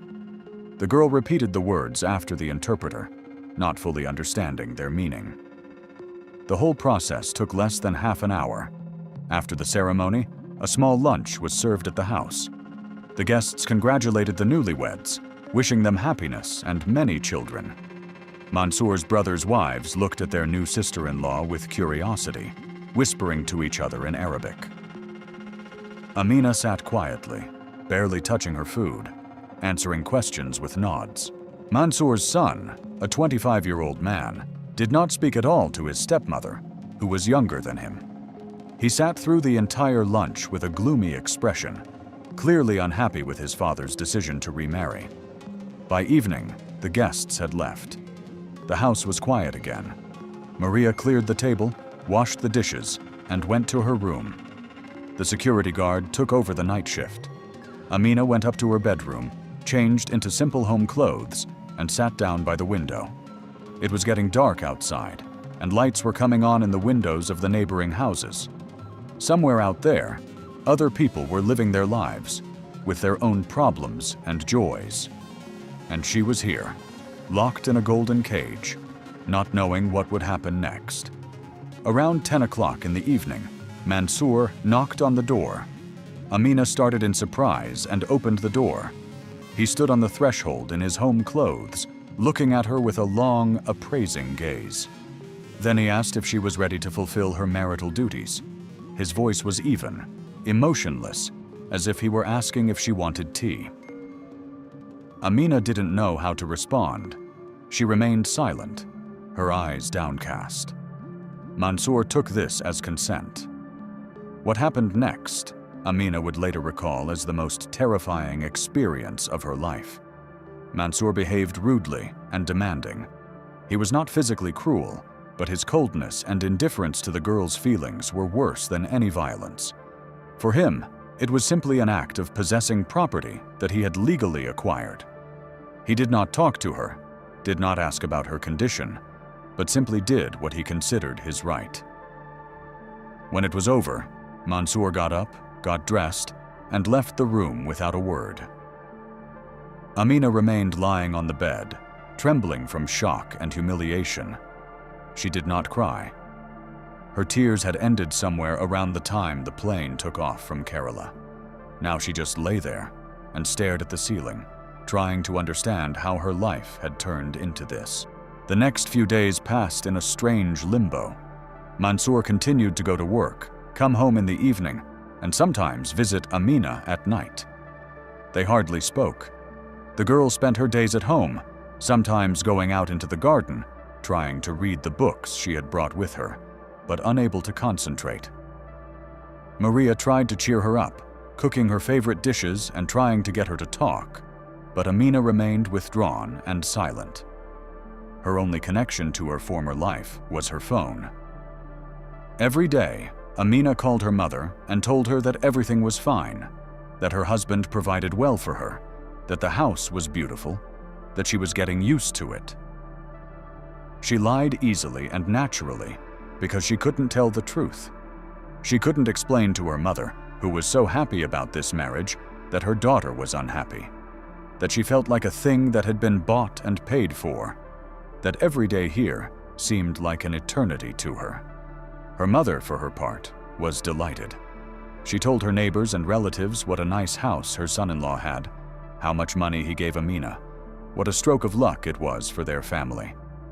Her younger sisters envied their older sister and dreamed of also marrying a rich man from Dubai. Her father remained silent, but in the evenings he often looked at a photograph of his daughter, which stood in a frame on the shelf. A week after the wedding, Mansour showed his dissatisfaction for the first time. One evening, he came home from work earlier than usual, called Amina into the living room, and said that he did not like the way she was behaving, that she was too quiet, too withdrawn, that a good wife should be more open and cheerful, that he had paid good money for her and expected her to behave accordingly. Amina tried to explain that it was difficult for her to get used to her new life, that she needed time. Mansour listened to her and said that she hadn't had enough time, that she should have prepared for this marriage in advance. Then he added that he would check whether she was worthy of being his wife, that if he found out that she had been deceived, that she did not live up to what the agency had promised, she would regret it. These words frightened Amina. She did not understand what Mansour meant, but there was a threat in his voice. He did not come to her that night, nor the next 2 nights. He avoided her, hardly ever appeared at home, left early in the morning and returned late at night, immediately going to his room. Maria noticed the changes in her employer's behavior. She had known Mansour for many years and had seen him in different states of mind. After his divorce from his first wife, he had been gloomy and irritable for a long time. Then he calmed down and became more reserved. But in recent days, he had been nervous again, often talking on the phone and raising his voice. Several times, the maid heard him yelling at someone on the phone in Arabic.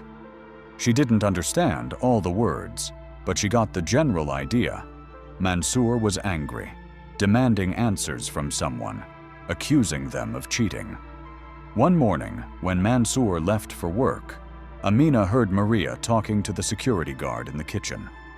They were speaking in English, and the girl couldn't help but overhear their conversation. Maria said that the owner had called some agency the night before, swearing, demanding his money back, saying he had been cheated.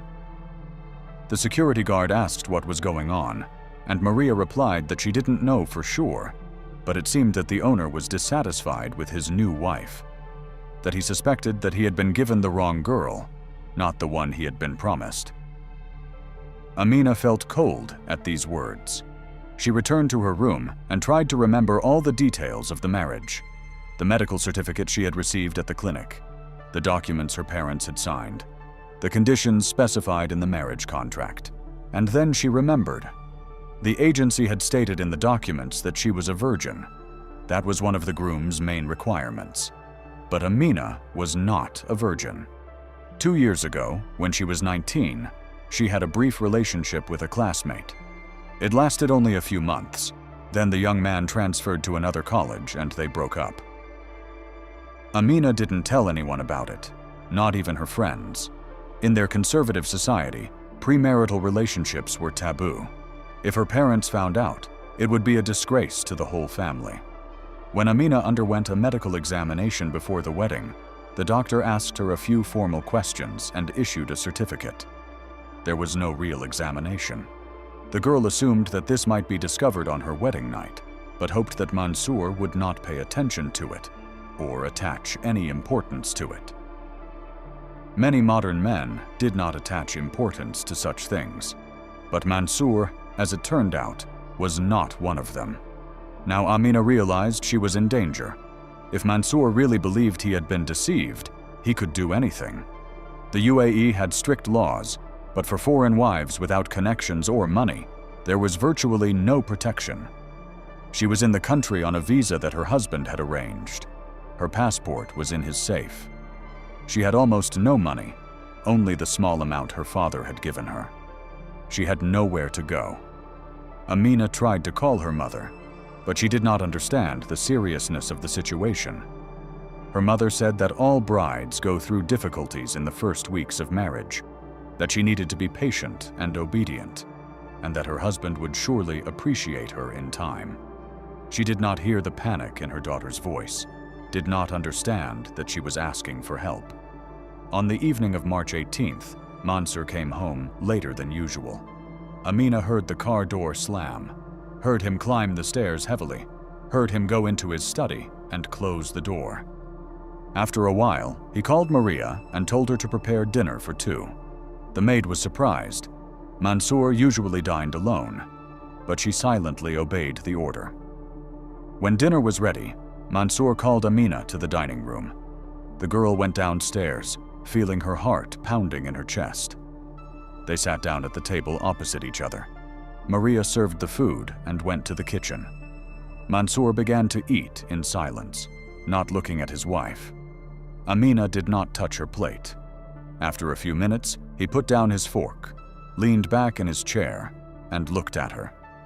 His gaze was cold and harsh. He said that he had called the agency that had arranged their marriage, that he had demanded an explanation, that he had been told that all the documents were in order, all the conditions had been met, and the claims were unfounded. He paused, then added that he didn't believe the agency, that he wanted to hear the truth from Amina herself. The girl was silent. She didn't know what to say. If she lied, he could check it.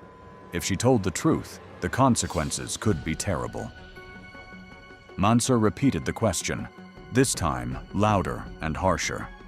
Amina lowered her eyes and quietly admitted that she was not a virgin before marriage, that she had had a relationship with a young man 2 years ago, that she did not know it was so important to him, that the agency had issued a certificate without a real examination. Mansour listened silently. His face showed no emotion, but his hands were clenched into fists. When Amina finished speaking, he slowly got up from the table. He stood motionless for a few seconds, then turned and left the dining room. The girl heard him go upstairs and slam the door to his office. Then there was silence. Amina sat at the table, unable to move. Maria looked out from the kitchen and saw her frozen daughter-in-law and the untouched dinner. She approached and quietly asked if everything was all right. Amina did not answer. The maid helped her up and accompanied her to her bedroom. As she left, she whispered that the girl should lock the door for the night. There was alarm in her voice. Amina did not sleep that night. She lay on the bed fully clothed, listening to every sound in the house. Something banged downstairs. Footsteps were heard, then silence again.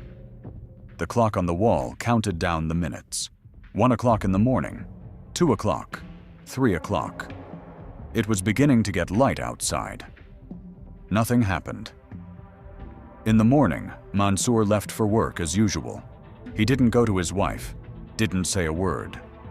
Amina spent the day in her room, not even coming out to eat. Maria brought her food, but the girl didn't touch her plate.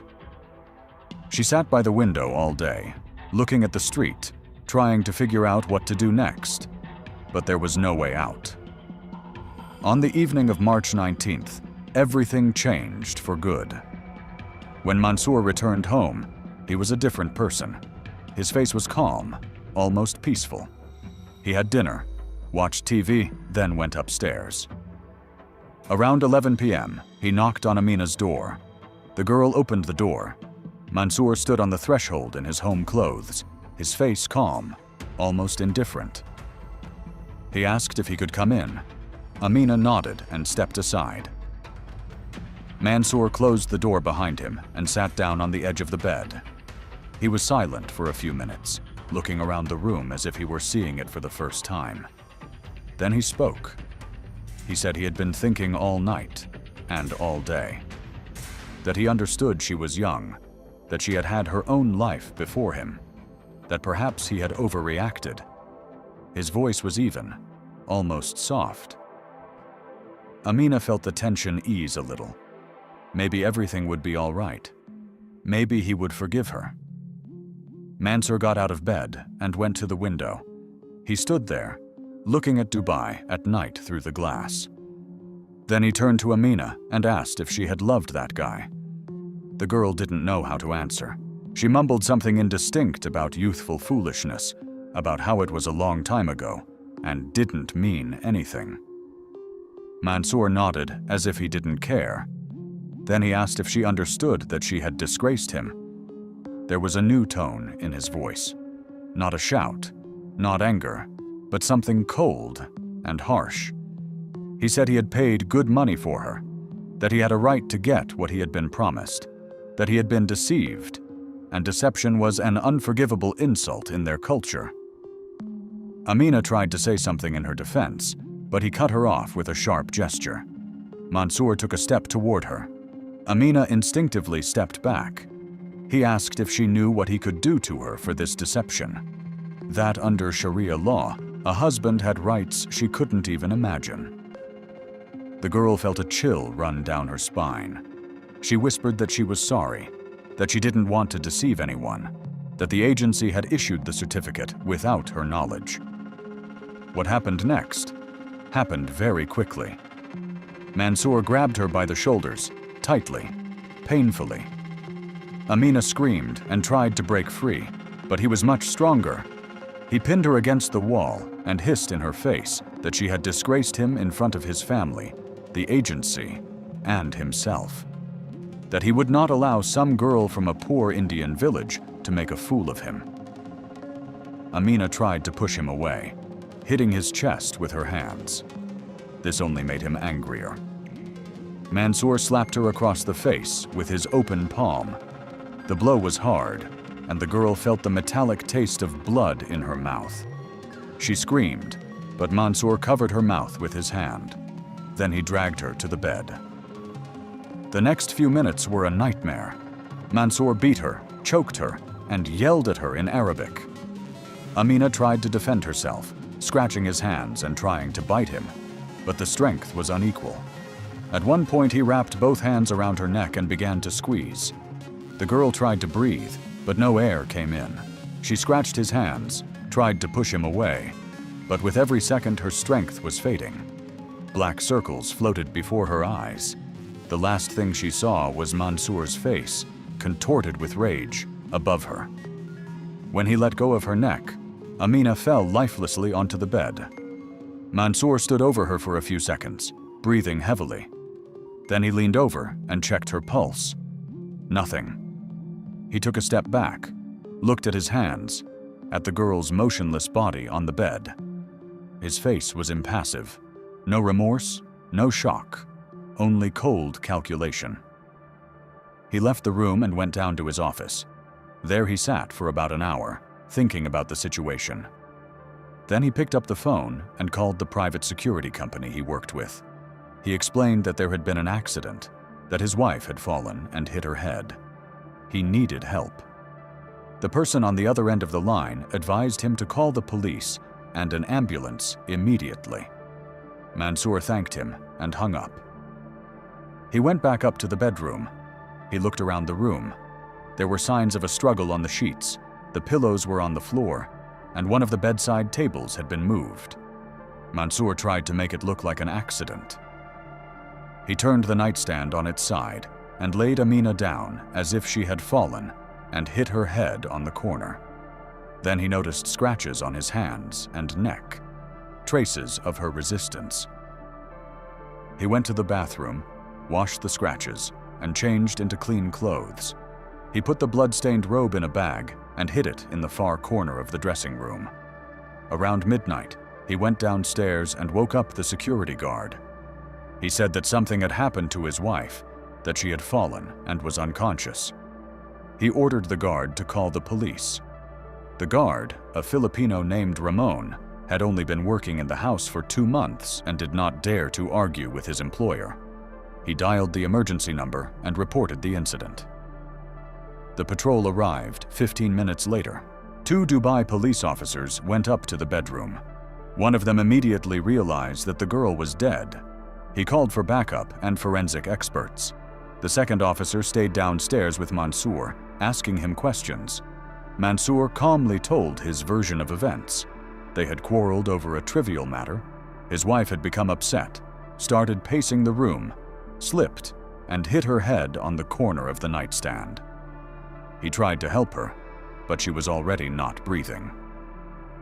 The officer recorded the testimony without expressing any doubt or sympathy. In Dubai, the police were used to such calls. Domestic conflicts, accidents, sometimes something more serious. But protocol is protocol. They had to wait for the forensic experts and the pathologist. An hour later, the investigation team arrived. The senior investigator, Major Khalid Al-Shamsi, had been working in the homicide department for 23 years. He had seen it all. When he went up to the bedroom and examined the scene, his experience told him that this was not a simple case. The position of the body was not consistent with a fall.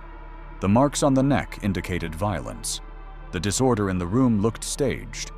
The forensic investigators began their work. They photographed the scene from different angles. They took measurements. They collected samples from the sheet, the carpet, and the nightstand. They examined the body. The pathologist who arrived with the investigation team conducted a preliminary examination right there at the scene. He immediately noted that the marks on the neck did not correspond to blows with a blunt object. They were finger marks, strong, prolonged pressure. The girl also had abrasions on her hands, as if she had been defending herself. There was a bruise on her face from a blow. Major Al-Shamsi went downstairs and questioned Mansour again. This time the questions were tougher. How exactly did the quarrel happen? What was it about? Were there any previous conflicts? Why were there finger marks on his wife's neck if she fell on the nightstand? Mansour did not lose his composure. He explained that he had tried to perform CPR and may have pressed too hard, that he was in a panic and did not remember all the details, that he was not guilty of anything. The investigator ordered Mansour to be taken to the station to give an official statement. He also ordered that everyone who had been in the house that evening be questioned. Maria was woken up in the middle of the night, frightened and confused. She told everything she knew, that she heard screams from the bedroom around 11 p.m., that she wanted to go upstairs to check, but was afraid, that then there was a sound of a blow, followed by silence, that around midnight, the owner came downstairs and told the security guard to call the police. The security guard, Ramon, also gave a statement. He confirmed that Mansour called him around midnight and said that his wife had fallen, that he seemed calm, even too calm for someone whose wife had just been injured. He noticed scratches on the owner's hands when he handed him the phone to call the police. Amina's body was taken to the morgue for a full autopsy. The examination took 2 days. The conclusion was clear. Death was caused by strangulation with hands. The time of death was between 11 p.m. and midnight on March 19th. There were multiple injuries on the body, bruises on the arms, abrasions on the wrists, a mark from a blow to the left cheek, and finger marks on the neck. All injuries were sustained shortly before death. There were no signs of alcohol or drugs in the blood, no chronic diseases that could have led to sudden death. Expert conclusion: violent death as a result of asphyxiation from compression of the neck. Forensic experts examined the entire house. In the bedroom closet, they found a plastic bag hidden in the corner with a blood-stained robe inside. The examination confirmed that it was Amina's blood. Fibers from her clothing and skin cells were also found on the robe. DNA analysis showed that the robe belonged to Mansour. The video surveillance system in the house was checked. There were cameras at the entrance, in the first-floor hallway, and in the garden. There were no cameras on the second floor, but the recordings showed that at around 9 p.m. on March 19th, Mansour went up to the second floor. Then, at 10:50 p.m., the surveillance system in the hallway was turned off. Experts determined that it was turned off manually from a remote control located in the owner's office. The camera was turned back on only at 11:40 p.m. after Amina's death. The recording shows Mansour going downstairs, entering his office, leaving a few minutes later, and going to the bathroom. Then he goes back upstairs. Investigators seized Mansour's phone and Amina's phone. An examination of the mobile devices showed that in the last days before her death, Amina had tried several times to contact her mother, writing long messages that she then deleted without sending. Data recovery made it possible to read these drafts. In them, the girl wrote that she was afraid, that her husband was threatening her, that she did not know what to do. In the last unsent message, written on the morning of March 19th, she wrote, "Mom, if something happens to me, know that I love you. I'm sorry I couldn't be a good daughter." Mansour's phone contained correspondence with a representative of the marriage agency. On March 17th, he wrote, "You deceived me. She is not a virgin. I demand my money back." The agency replied that all the documents were in order and that the claims were unfounded. On March 18th, Mansour wrote to another contact, a man named Youssef. "If she is not pure, I will destroy her. No one will make a fool of me." This message became key evidence of premeditation. On March 21st, 2 days after Amina's death, Mansour bin Hamad al-Mazrouei was officially arrested on suspicion of murder. He was taken to a detention center in Dubai. During questioning, he continued to insist on his version of an accident, but the evidence spoke against him. His lawyer, an experienced criminal specialist, advised him to change his defense strategy and admit to a conflict, but not to intentional murder, to claim that the death was accidental in the heat of an argument. Information about the case leaked to the local media. Several Arab newspapers published short notes about the death of a young Indian woman in the home of a wealthy businessman. No names were mentioned, but the details were recognizable. A discussion began in the Indian community in Dubai. Some sympathized with the girl's family, while others said she was to blame for cheating on her husband. Traditional views on premarital virginity were strong in both Arab and Indian cultures. Amina's parents learned of their daughter's death from a call from a representative of the Indian consulate in Dubai. Her mother fainted, and her father was taken to the hospital with a heart attack. Her younger sisters wept, unable to comprehend how their older sister, who had hugged them goodbye just 10 days earlier, was now dead.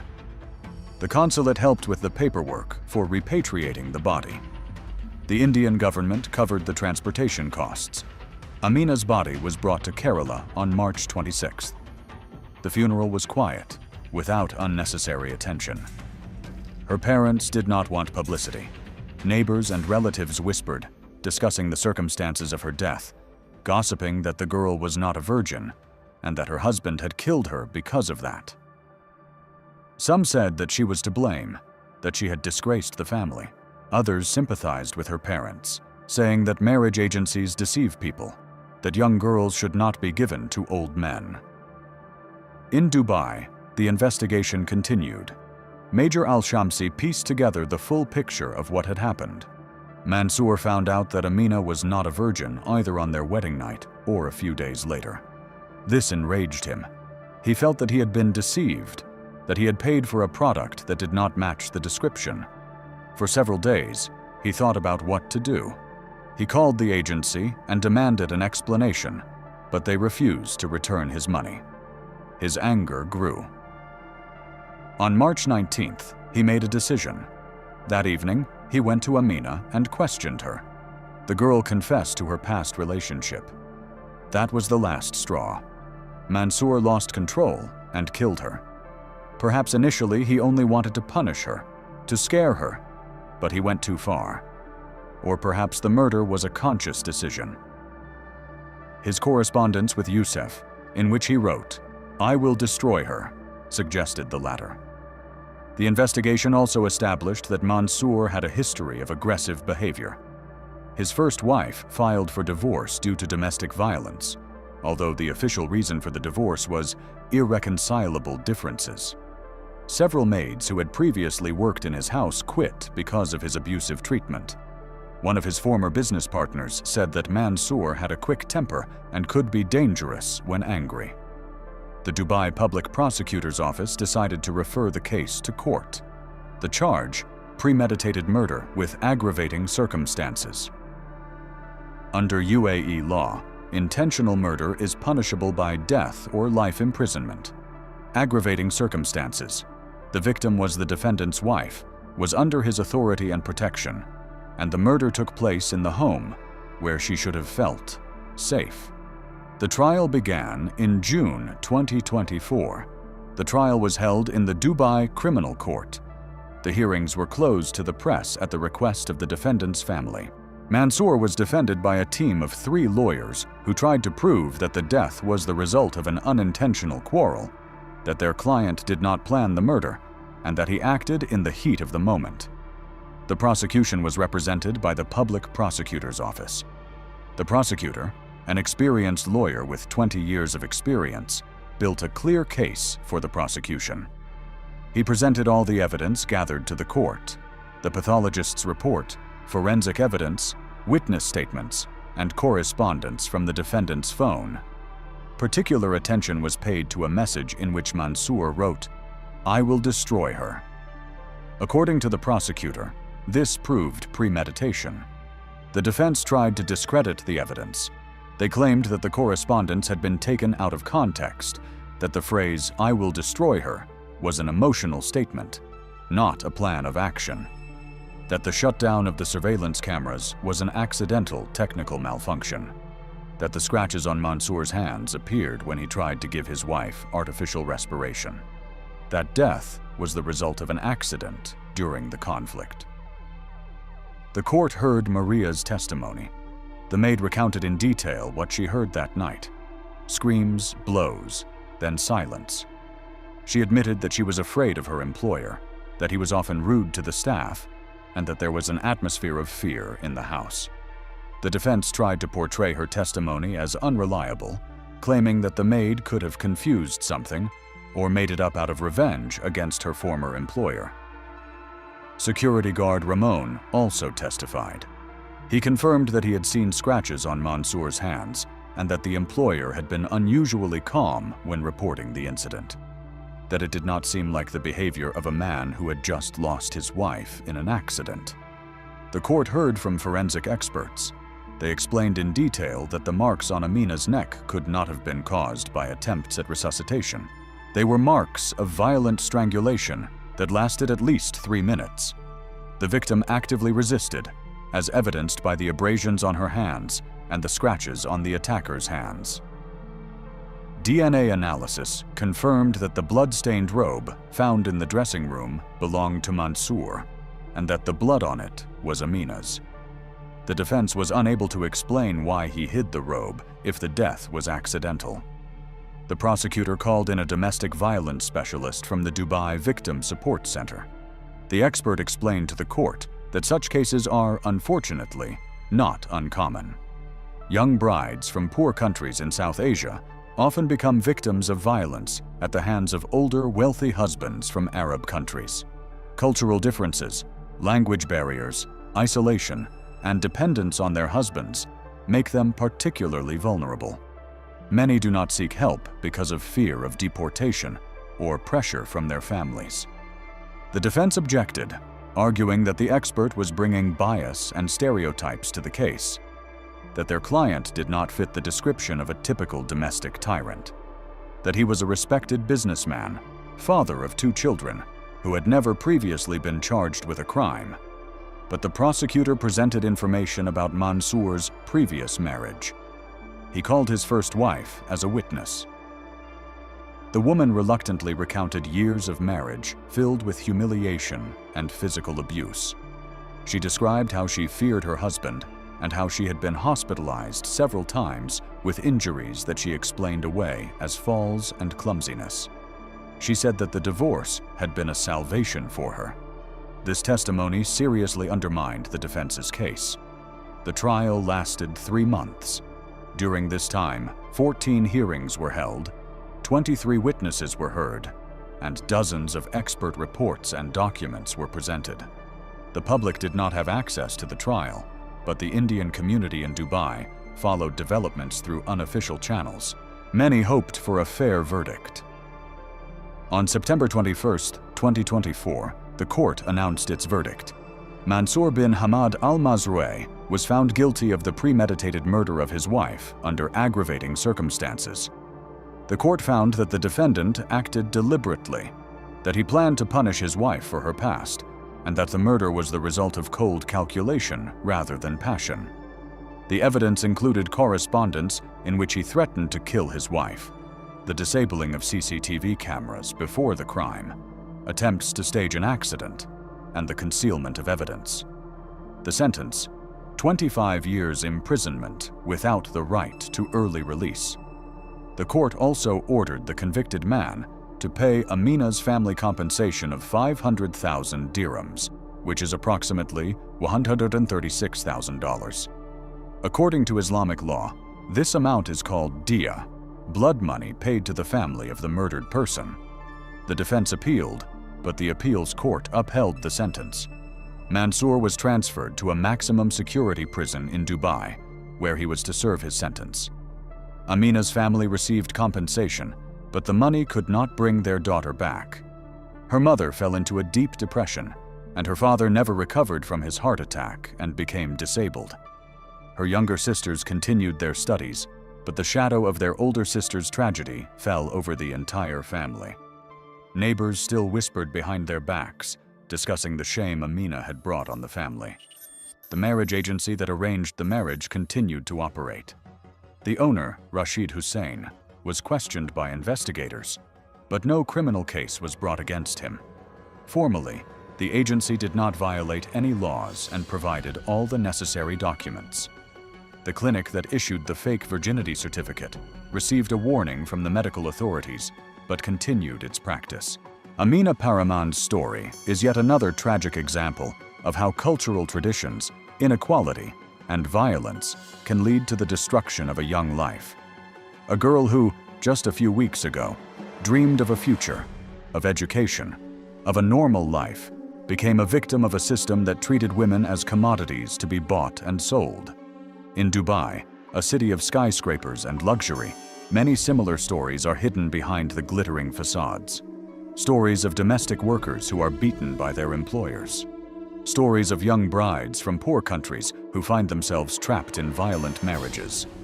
Stories of those who are deprived of a voice and protection. In the morning, the maid entered the room on the 23rd floor of the hotel, located in Dubai's business district.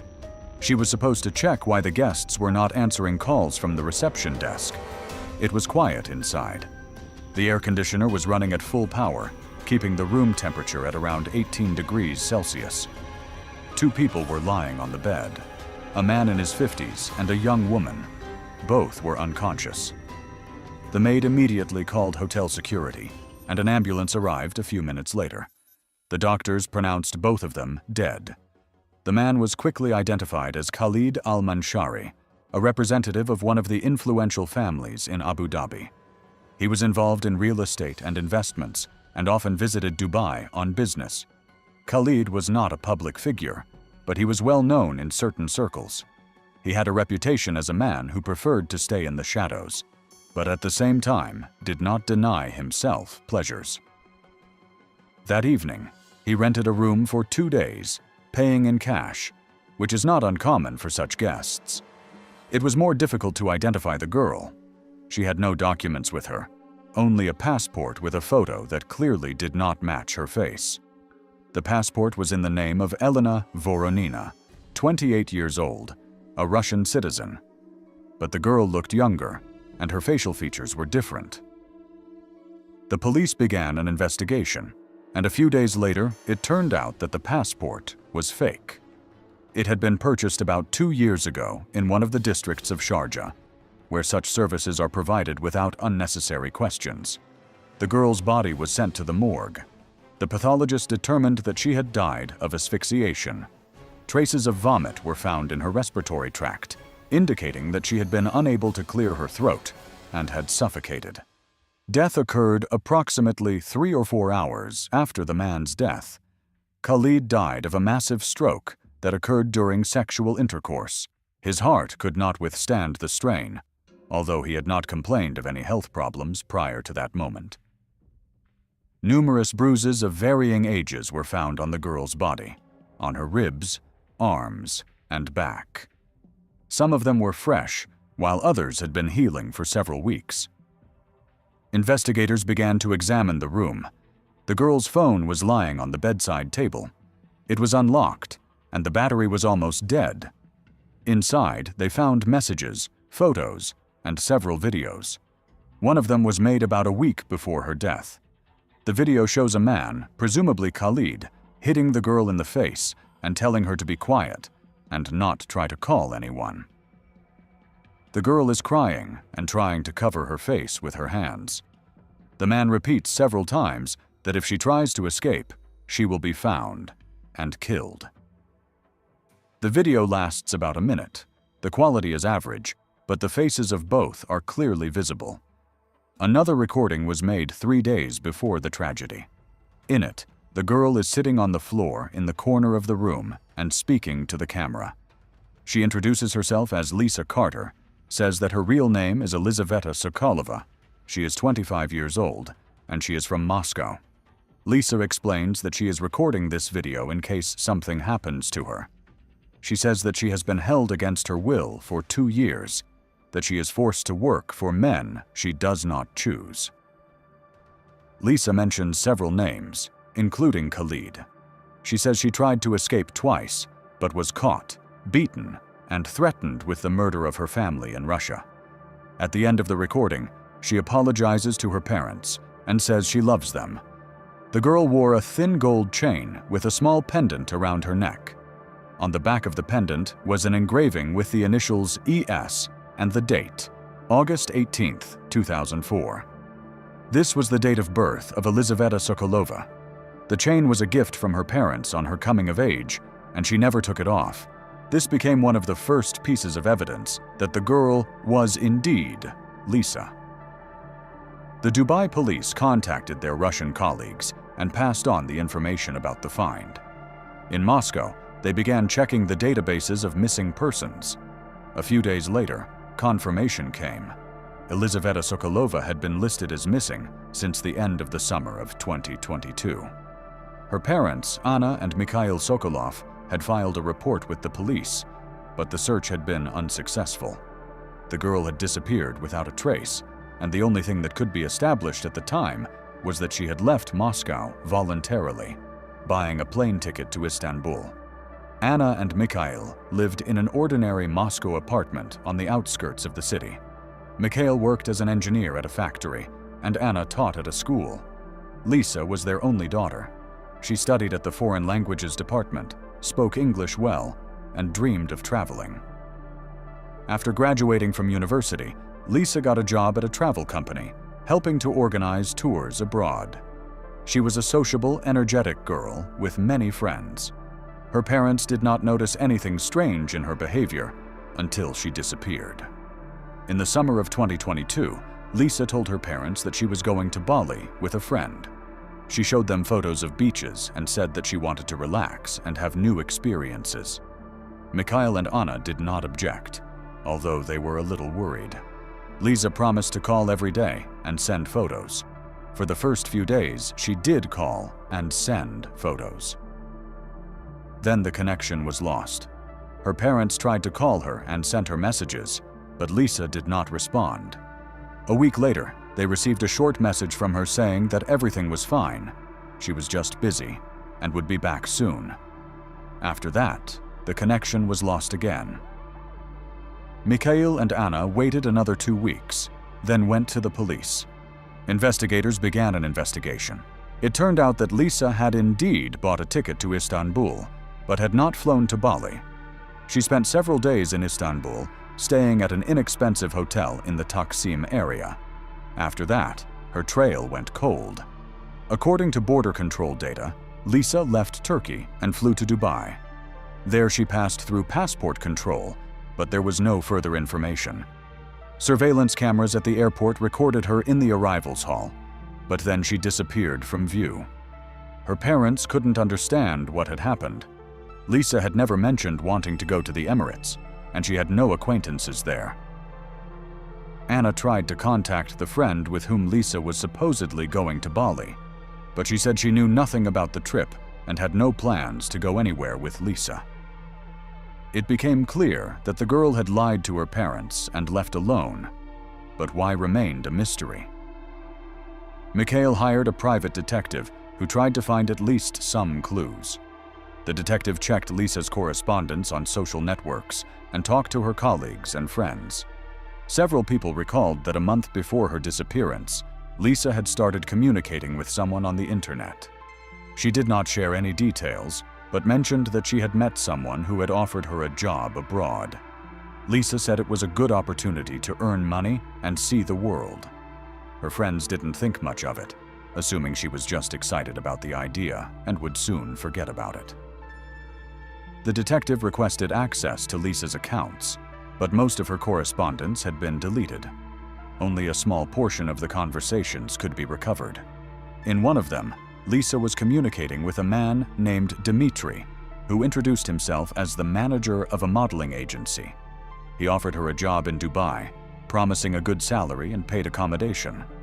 Lisa asked questions about what her duties would be, but Dmitry avoided giving direct answers, saying that they would discuss everything in person. He sent her plane tickets and asked her not to tell anyone about the trip, so as not to jinx it. Lisa agreed. It was a classic recruitment scenario. Dmitry used a tried and tested scheme. He promised easy money, created the illusion of caring, and then isolated the victim from her loved ones. When Lisa arrived in Dubai, she was met at the airport. The girl was taken to an apartment in one of the city's residential areas, where her documents were immediately taken away under the pretext of applying for a work visa. Instead of working as a model, she was told that she would be meeting men for money. When Lisa tried to refuse, she was beaten and locked in a room. They explained to her that she now had to work off her debt for the ticket, accommodation, and visa. The amount was enormous, and Lisa was told that if she tried to escape, they would find and kill her, as well as take revenge on her family in Moscow. Lisa spent the next 2 years in Dubai. She was transported from one place to another and forced to meet with different men. Sometimes she was kept in apartments, sometimes in hotels. She had no freedom of movement and was constantly monitored. Lisa tried to escape several times. Once she got out of the apartment when the guard fell asleep and ran to the nearest shopping center. She tried to ask the security guards for help, but they quickly found her and brought her back. After that, she was beaten so badly that she couldn't get out of bed for several days. The second time, she tried to contact the Russian consulate via the internet, but her correspondence was intercepted, and she was punished again. Khalid al-Manshari was one of her regular clients. He had met with Lisa several times during the last 6 months of her life. Khalid preferred girls with Slavic features, and Lisa fit his requirements. He paid her well for her time, but was often rude and aggressive. Lisa was afraid of him, but she had no choice. For their last meeting, Khalid booked a hotel room for 2 days. They were supposed to spend time together, and Lisa knew it would be difficult. She recorded a video on her phone telling her story, hoping that if something happened, someone would find the recording and understand the truth. That night, Khalid took a large dose of Viagra, even though doctors had warned him about his heart problems. He was sure he could handle it, but during sex, he had a stroke. Khalid lost consciousness instantly, his body going limp. Lisa was frightened and tried to revive him, but to no avail. She tried to reach for the phone to call an ambulance, but couldn't. The phone was on the table, and she was too weak to get up. She began to panic, and at that moment, Lisa started vomiting. She couldn't clear her airways, choked, and lost consciousness. Death came a few hours later. When the police began their investigation, it turned out that Khalid was not the only client of the network Lisa had fallen into. Behind this business was an organized group involved in human trafficking. There were several such groups operating in Dubai, working covertly and using complex schemes to avoid the attention of the authorities. Girls were recruited via the internet, promised jobs as models, waitresses, or nannies, and then forced into prostitution. Their documents were taken away immediately. They were isolated from the outside world and kept in a constant state of fear. The Dubai police arrested several people who were connected to this network. Lisa's parents flew to Dubai to collect their daughter's body. It was the most terrible trip of their lives. Anna couldn't believe that her daughter was dead, that she had been suffering for the last 2 years and couldn't call for help. Mikhail held it together, but inside, he was torn apart by pain and helplessness. At the morgue, they showed them Lisa's body. Anna recognized the necklace around her neck and burst into tears. It was the only thing that connected them to their daughter, the only proof that it was really Lisa. The Russian authorities opened a criminal case on the grounds of human trafficking and tried to identify everyone involved. Investigators questioned Dmitry, the manager who had recruited Lisa. He turned out to be an ordinary middleman who received a commission for every girl he brought in. Dmitry lived in Moscow, had a criminal record for fraud, and had already been caught in similar schemes. He did not know what happened to the girls after they flew abroad, and claimed that he was simply helping them find work. The court did not believe his version of events, and Dmitry was sentenced to prison. The story of Lisa Sokolova did not become a major scandal. The UAE authorities preferred not to blow the case out of proportion so as not to damage the country's reputation. Several of those arrested received prison sentences, while the rest went into hiding. The al-Manshari family paid for Khalid's funeral and tried to hush up the story by removing any mention of his death from the press. Lisa's parents returned to Moscow with their daughter's coffin. They buried her in a small cemetery in the Moscow region, where they often visited her grave. Anna was unable to cope with the loss. She dropped out of school, stopped leaving the house, and barely spoke. Mikhail tried to stay strong, but inside he was also broken. They blamed themselves for not being able to protect their daughter, for not understanding the trap she had fallen into. Friends and relatives tried to support them, but words could not ease the pain. Lisa's phone, which was found in the hotel room, was given to her parents. They looked through all the records, read the correspondence, and understood what their daughter had gone through. It was unbearable, but Anna and Mikhail wanted to know the truth. They wanted to understand what had happened to Lisa, why she had been unable to escape, why no one had helped her. There were few answers, but one thing became clear. Lisa had fought to the end, trying to survive and return home. The investigators understood that Lisa's story was just the tip of the iceberg. There were several groups operating in the city that used similar schemes and kept girls from different countries in similar conditions. They needed to find out who was behind the network that Lisa had fallen into and how deeply this structure was rooted in the Emirates. Farida al-Shahi, a 42-year-old woman who had been working in the police for 20 years, was appointed to investigate the case. Farida was one of the few women in her unit and had earned the respect of her colleagues through her professionalism and tenacity. She had been dealing with similar cases for several years and knew how criminal groups operated. Farida understood that the investigation would be difficult because such organizations always had cover and connections in law enforcement. Nevertheless, she was ready to see it through to the end. First, Farida examined Lisa's phone. In addition to videos and correspondence, there were photos that the girl had taken secretly. Some of them showed the faces of the men who had come to see her. Farida sent the photos to the forensic department to try to identify these people. The phone also contained geolocations of several places where Lisa had been held in recent months. These were apartments in different areas of Dubai, in Deira, Barsha, and Al Nada. Farida sent teams to check these addresses.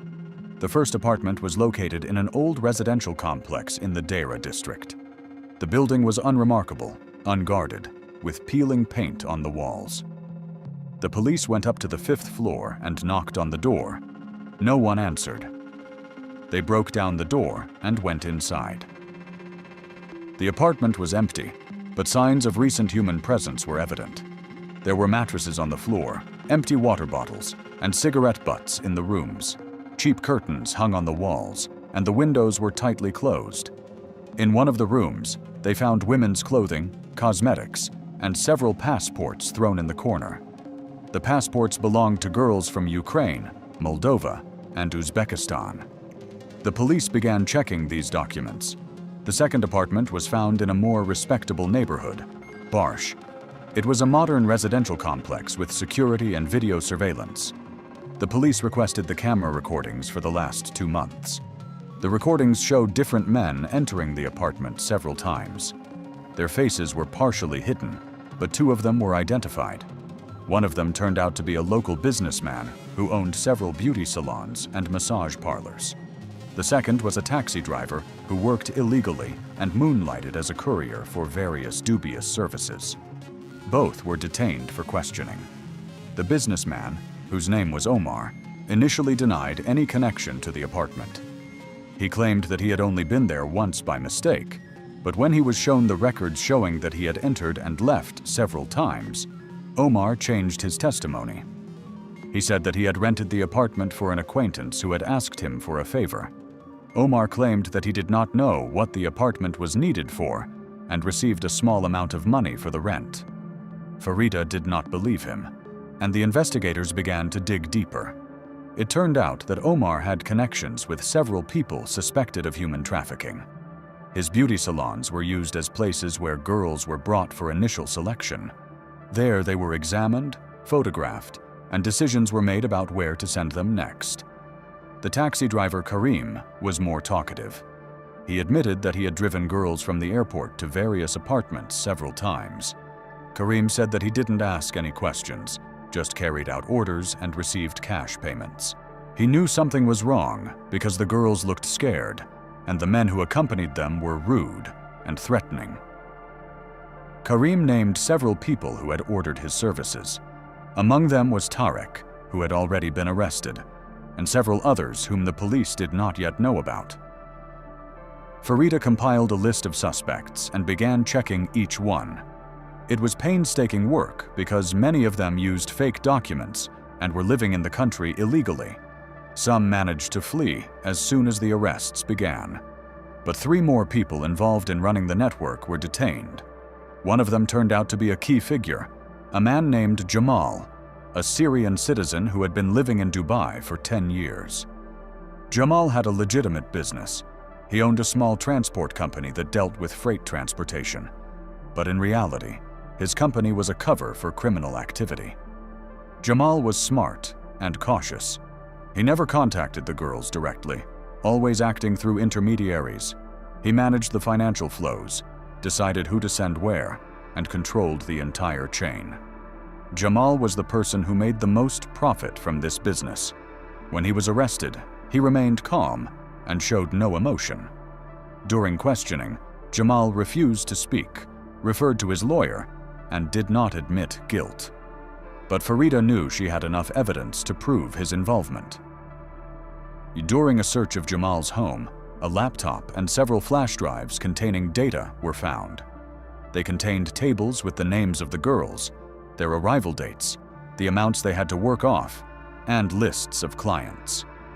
These were detailed records that had been kept over several years. Farida passed the data on to analysts, who began to sort through the information. It turned out that about 150 girls had passed through this network over the past 5 years. Most of them were from former Soviet countries: Russia, Ukraine, Belarus, Moldova, and Kazakhstan. Some of them returned home, some remained in the Emirates, and the fate of many was unknown. The police began checking databases of missing persons and tried to determine how many of these girls could have been victims of the same scheme. They found about 20 matches. These were girls who had disappeared under similar circumstances. They had left the country supposedly to work and then vanished. Their relatives had filed reports, but the search had been unsuccessful. Now it became clear that many of them had fallen into the same network as Lisa. Farida contacted the law enforcement agencies of the countries where these girls came from and began to coordinate joint efforts. One of these girls was Anastasia Kovaleva from Kiev. She was 23 when she disappeared 3 years ago. Anastasia was studying to be a nurse, working part-time at a hospital, and dreaming of saving money to continue her education. One day, she saw an ad online for a nursing job at a private clinic in Dubai. The salary was high, and the conditions were good. Anastasia responded, had a video interview, and was offered a contract. She told her parents that she was going to work and promised to send money. She called them for the first few weeks, and everything was fine. Then the connection was lost. Her parents became worried, tried to call her, wrote to the clinic, but were told that Anastasia had quit and left. No one has heard from her since. Anastasia's name was on the lists found at Jamal's place. Next to her name was a note. Worked for 8 months, sent to Abu Dhabi. The Abu Dhabi police began an investigation, but Anastasia could not be found. Either she was in hiding, or she was no longer alive. Anastasia's parents, upon learning of the investigation, flew to Dubai, hoping to get at least some information about their daughter.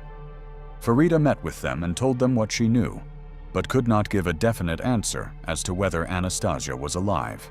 The parents returned home with the hope that their daughter would be found, but with each passing day, that hope faded. Another girl on the list was Marina Levina from Minsk. She was 26 years old, worked as an administrator at a fitness club, and was raising her young daughter alone. Marina dreamed of giving her daughter a good education, but she didn't have enough money. She saw an offer for a job as a hostess in a restaurant in Dubai. The salary was decent, and they promised accommodation and a visa. Marina agreed. left her daughter with her mother, and left. For the first 2 months, she really did work as a hostess and sent money home. But then her passport was taken away, and her working conditions changed. Marina was forced to meet with men and threatened that if she refused, she would be deported without any money and would not be able to support her daughter. Marina agreed because she was afraid of losing everything. She worked for another 6 months and then disappeared. Marina's mother filed a report with the police, but no trace of her daughter was found. Marina's name was also in Jamal's documents. Next to her name was a note: "Problematic, transferred to Sharjah." The Sharjah police began a search, but Marina was never found. Perhaps she ran away and went into hiding somewhere, afraid that she would be found and punished.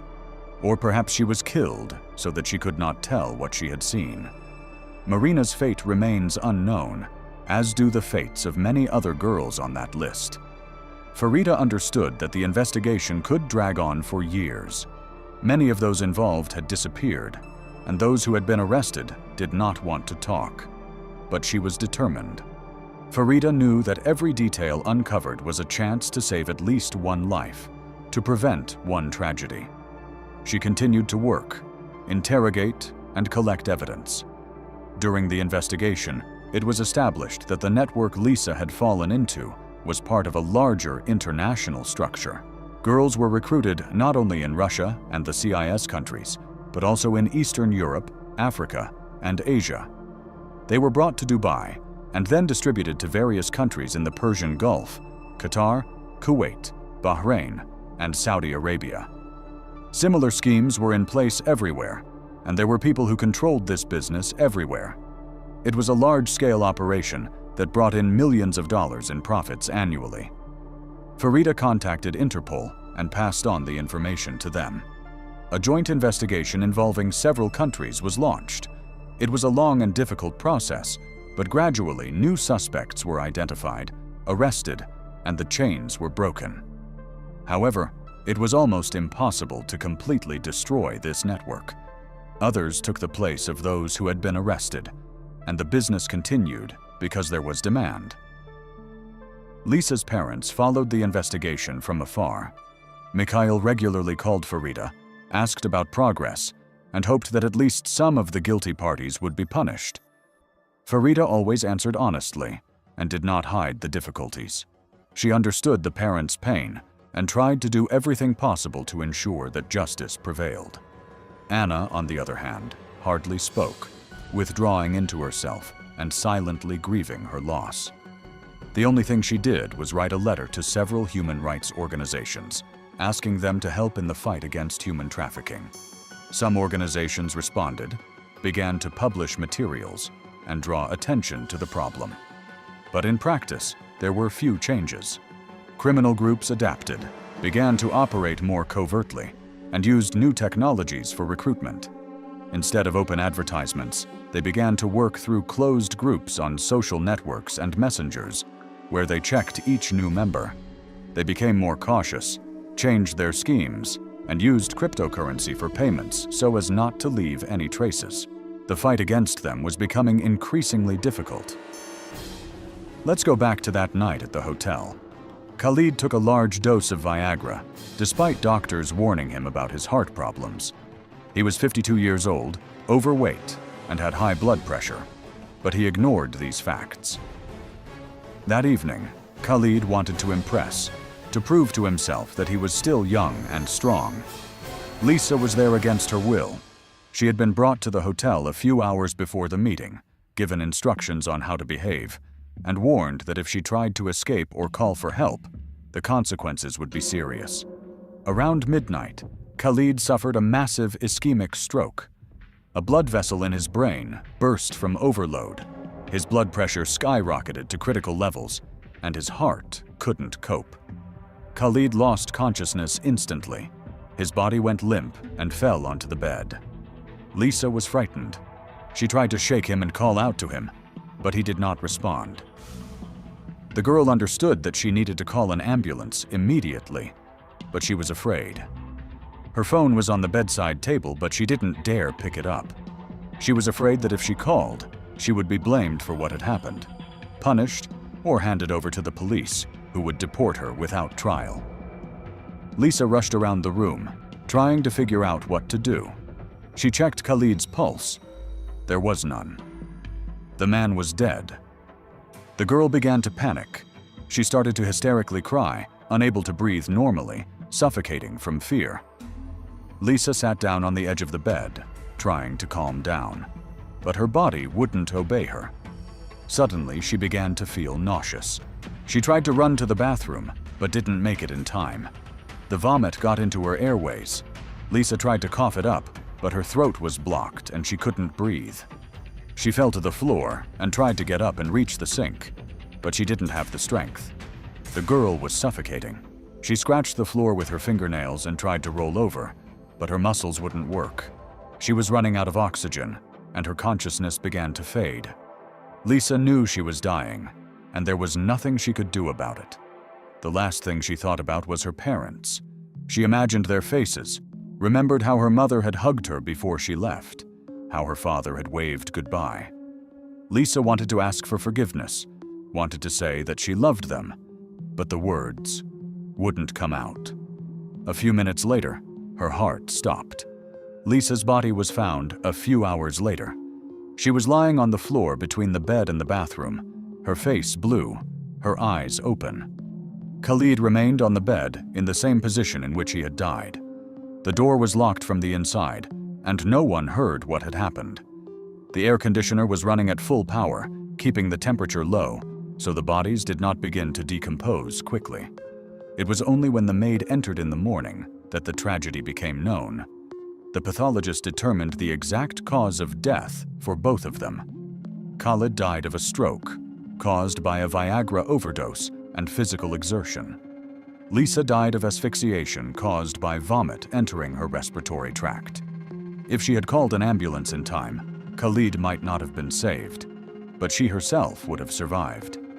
The fear instilled in her by those who kept her in slavery cost the girl her life. She feared more than death. She feared punishment. She feared for her parents. She feared what would be done to her if she broke the rules. Lisa's parents only learned all the details of that night a few weeks later, when they received the full report of the investigation.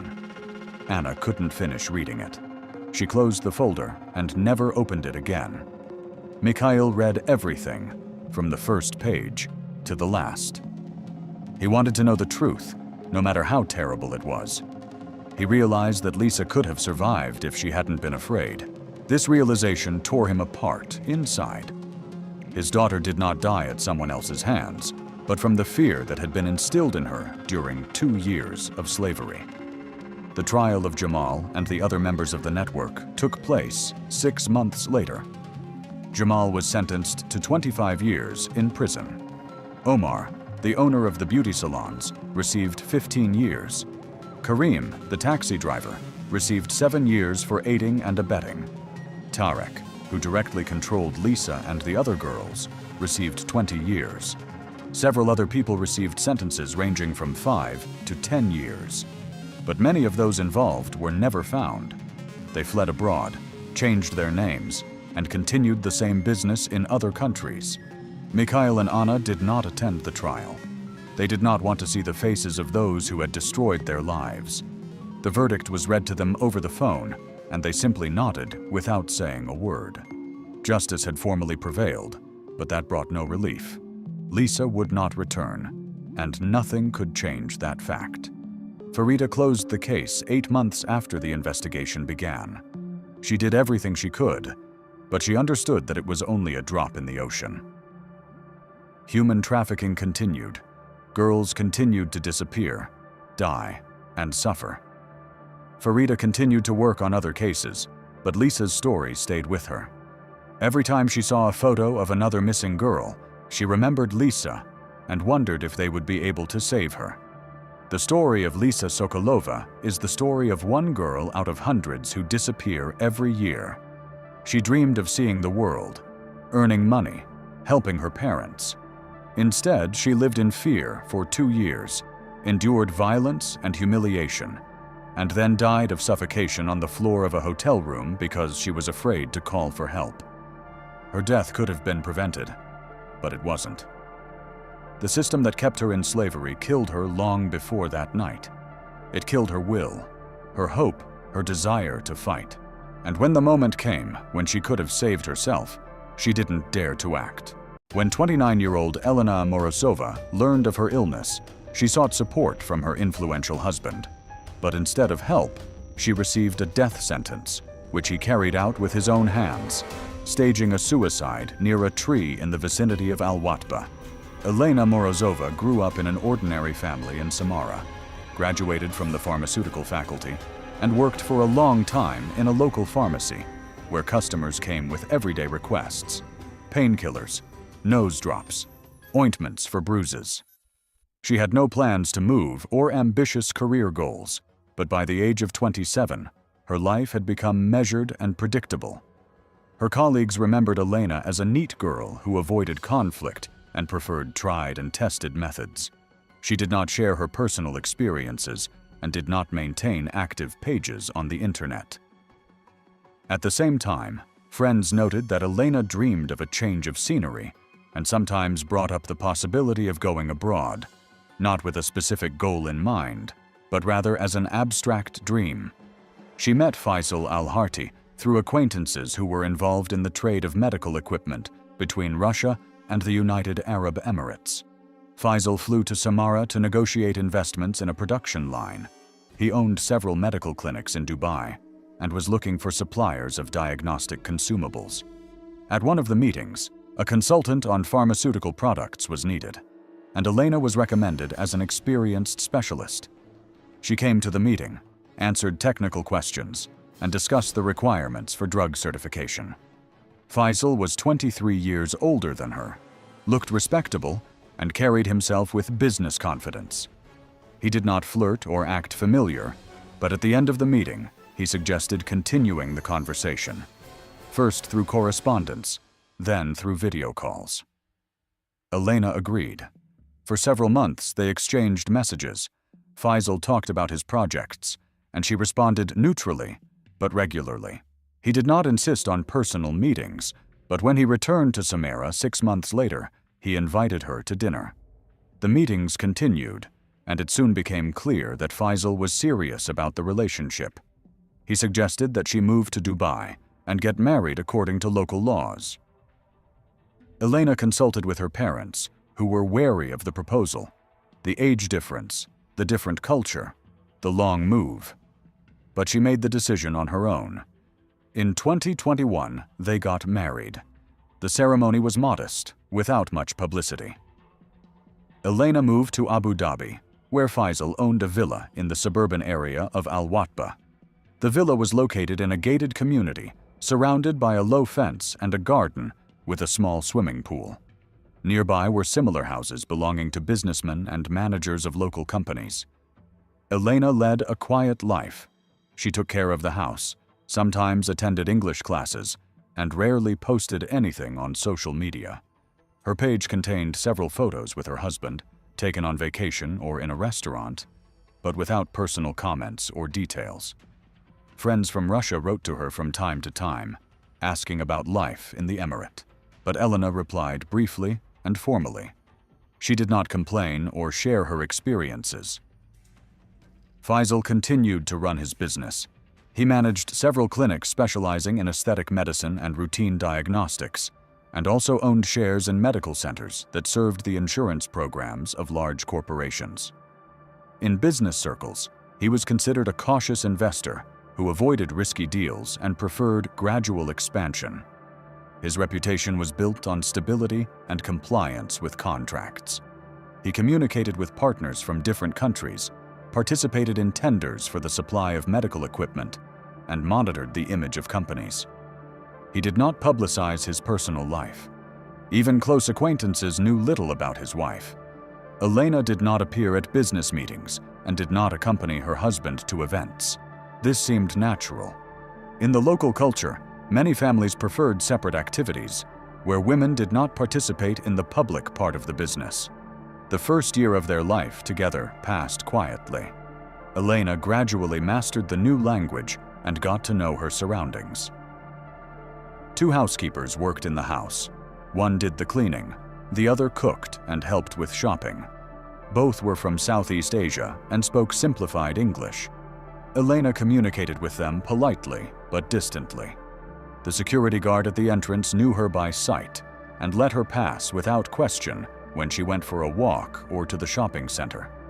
The neighbors also saw her occasionally, but did not engage in close communication. The neighborhood was quiet.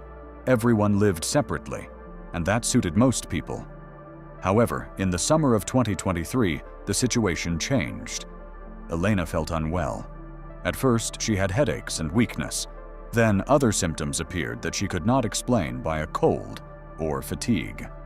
She went to see a doctor at one of the clinics where her husband's acquaintance worked. After a series of tests and examinations, she was diagnosed with a serious infectious disease requiring long-term treatment and precautions. The doctor explained that the disease was contagious and required isolation in the early stages of therapy, as well as regular medication and monitoring. Elena was frightened. She asked for the information not to be disclosed and feared that the diagnosis would become known to relatives or acquaintances. The doctor assured her that medical confidentiality would be maintained, but advised her to discuss the situation with her husband. Faisal learned about the diagnosis from Elena herself. She told him about the test results and the doctor's recommendations. His initial reaction was restrained. He asked about the details of the treatment and the possible consequences for those around her.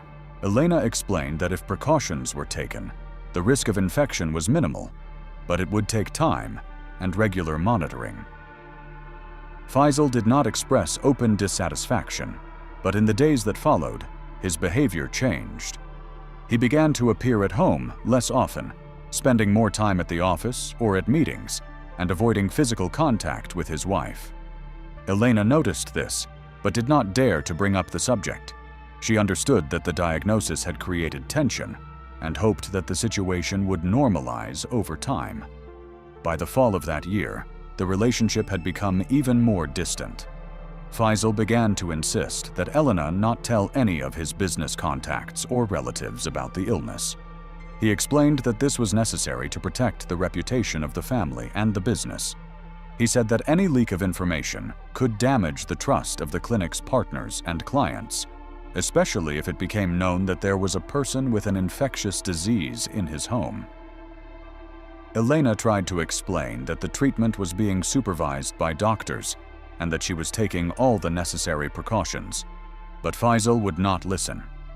He repeated that he did not want to take any risks and that she had to keep everything secret. Elena agreed, although she felt isolated and misunderstood. In the winter of 2023 and spring of 2024, the conflicts became more frequent. Faisal began to openly express his dissatisfaction. He said that Elena had become a burden to him, that her presence in the house created risks, and that he could not afford a scandal that could affect his business.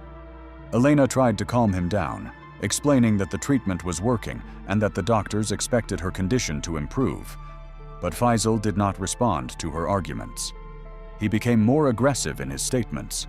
In March, during one of their arguments, he yelled at her and threw dishes in the kitchen. The housekeeper, who was in the next room, heard loud voices and the sound of broken glass, but did not intervene. She was afraid of losing her job and did not want to become a witness to a family conflict. Elena felt that the situation was getting out of control. She could not return to Russia without her husband's permission. Under local law, her visa and documents depended on his status, and it was difficult for her to leave on her own. She contacted the Russian consulate in Abu Dhabi and asked for help. Consulate staff interviewed her, ascertained the circumstances, and advised her to file an official statement if she wanted to leave the emirate and return to her homeland to continue treatment. Elena hesitated. She was afraid that the statement would provoke a new conflict with her husband, and hoped that the situation would be resolved without the intervention of official structures. The consulate recorded her request, but did not insist on further action, as Elena did not make any direct complaints of violence or threats. In April, the conflicts reached a critical point. Faisal began to demand that Elena not leave the house at all and not contact the staff. He said he did not want any of the employees to find out about her diagnosis and spread rumors. Elena objected, saying that isolation was worsening her condition and that she needed communication and support. Faisal did not listen. He stated that she must obey his demands, otherwise he would not pay for her treatment and would not give her permission to leave. Elena felt trapped. She wrote to her friend in Russia, but did not dare to tell her everything in detail. She was afraid that the information would reach her parents, and she did not want to worry them. Her friend noticed that Elena was writing less often, and that her messages had become more dry and formal, but did not insist on an explanation. On May 6, 2024, Elena contacted her friend in the morning, wrote a few short messages, and then her phone went dead. Her friend tried to call her several times, but the number was unavailable. She decided that perhaps there was a communication failure, or that Elena had forgotten to charge her phone. However, by evening, Elena still had not been in touch, and her friend began to worry. She wrote a few more messages, but there was no response. The next day, she contacted Elena's parents in Samara and told them about her concerns. The parents also tried to contact their daughter, but to no avail. They called Faisal, but he did not answer the calls or call back. This alarmed the parents. They knew that the relationship between the spouses was not easy and feared that something serious had happened. On May 9th, the parents contacted the Russian consulate in Abu Dhabi with an official request for information about their daughter's whereabouts. Consulate officials contacted the local police and asked them to check if everything was okay at Elena's address. The police sent a patrol to the villa. Faisal met the officers at the gate and told them that his wife had left for a walk a few days ago and had not returned. He said that he had searched the area himself but had not found her and was going to file a missing person report. The police asked why he had not done so earlier. Faisal replied that he had hoped his wife would return on her own and that he did not want to cause a fuss. The officers recorded his statement and began their search. On the morning of May 10th, security guards at a private property adjacent to the area where Faisal's villa was located discovered a woman's body. It was hanging from a branch of a low tree in a small grove about 1 kilometer from the house. Next to the body, on the ground, were a pair of women's low-heeled shoes and a small bag with documents. The guards immediately called the police. The officers who arrived at the scene recorded the position of the body and the circumstances of the discovery. The identity of the deceased was established from the documents in the bag. It was Elena Morozova. The police contacted Faisal, and he came to the scene. He identified his wife and stated that she had apparently committed suicide, as she had recently been depressed due to illness. He remained at the scene and answered questions from investigators. The body was sent for a forensic medical examination. The preliminary report indicated death by mechanical asphyxiation due to hanging. However, the experts noted several details that raised doubts. First, the mark on her neck had the characteristic features of hanging, but the position of the noose under her chin was uneven. In some places, the mark was deeper. In others, it was superficial, which could indicate that the body was hung after death or that the noose was applied in several stages. Second, bruises and small hemorrhages were found on the victim's wrists and hands, indicating a recent struggle or violent restraint. Third, toxicological analysis of the blood showed the presence of sedatives in concentrations significantly exceeding the therapeutic dose. This indicated that the woman may have been sedated beforehand or was in a state in which resistance was difficult. Investigators began a detailed examination of the circumstances surrounding the death. They interviewed the villa staff, the housekeepers, and the security guard. One of the housekeepers, who had worked for Faisal for more than 2 years, initially gave a formal statement saying that she knew nothing about the incident and that everything had been quiet in recent days.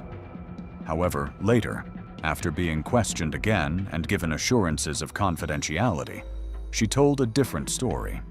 She said that on the night before Elena's disappearance, she heard loud male voices and shouting coming from the bedroom on the second floor. She could not make out the words, but the voices sounded tense and aggressive. In the morning, Faisal demanded that she clean several rooms and take out the trash, but he was nervous and did not explain the reason for the urgency.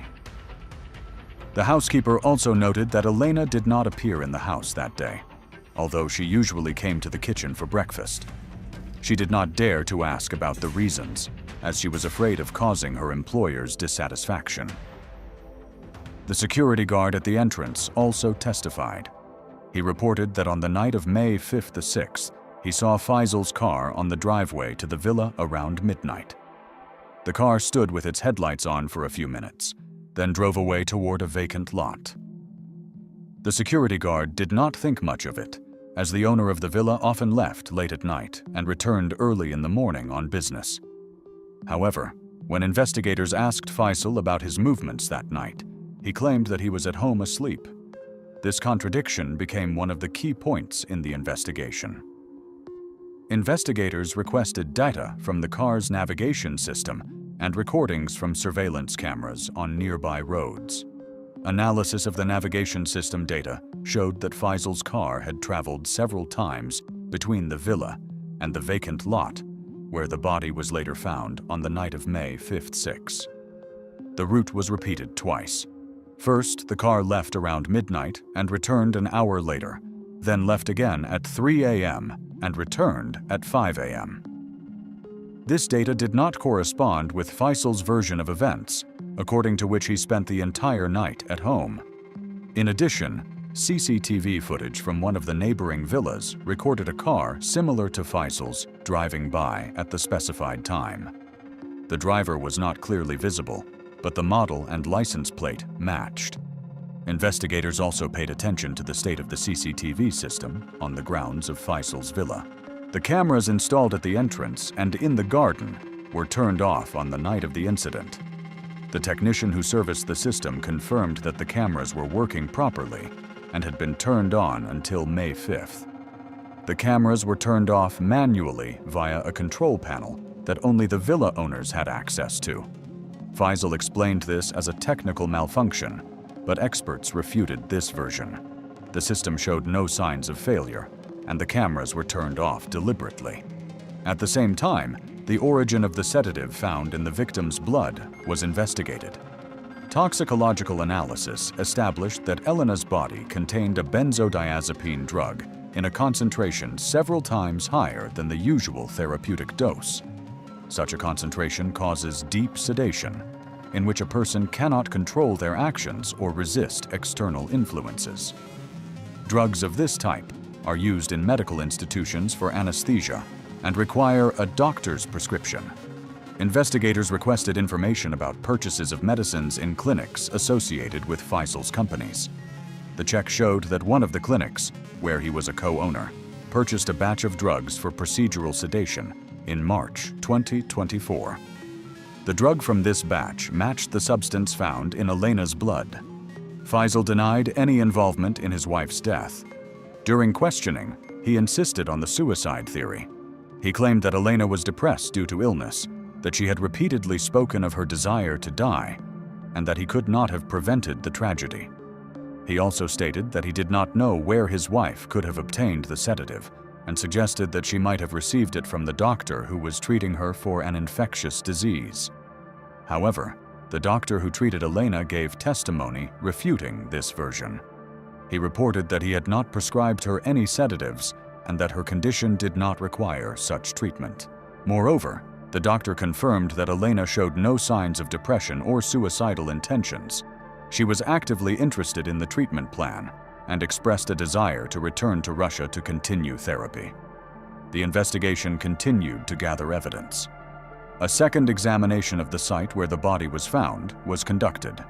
Experts studied the position of the noose, the nature of the marks on the neck, and the position of the body relative to the tree. The analysis showed that the branch on which the body was hanging was about 2 meters above the ground. Considering Elena's height, 165 centimeters, and the absence of any objects nearby that could have served as a support, the experts concluded that it would have been difficult for her to hang herself. In addition, there were no signs of a struggle or attempts to free herself on the ground beneath the body, which also indicated that the woman was unconscious or semi-conscious at the time of hanging. Additional information was provided by a second housekeeper who worked for Faisal on a part-time basis and came several times a week. She said that in April, she noticed changes in her employer's behavior. Faisal stopped talking to his wife in front of the staff, and Elena became more withdrawn and avoided communication. The housekeeper also recalled that she once saw a fresh bruise on Elena's arm when she accidentally showed her wrist while taking something out of a closet. When the housekeeper asked what had happened, Elena replied that she had bumped into a door and quickly changed the subject. These details, although not direct evidence, reinforced suspicions that there were conflicts between the spouses involving physical violence.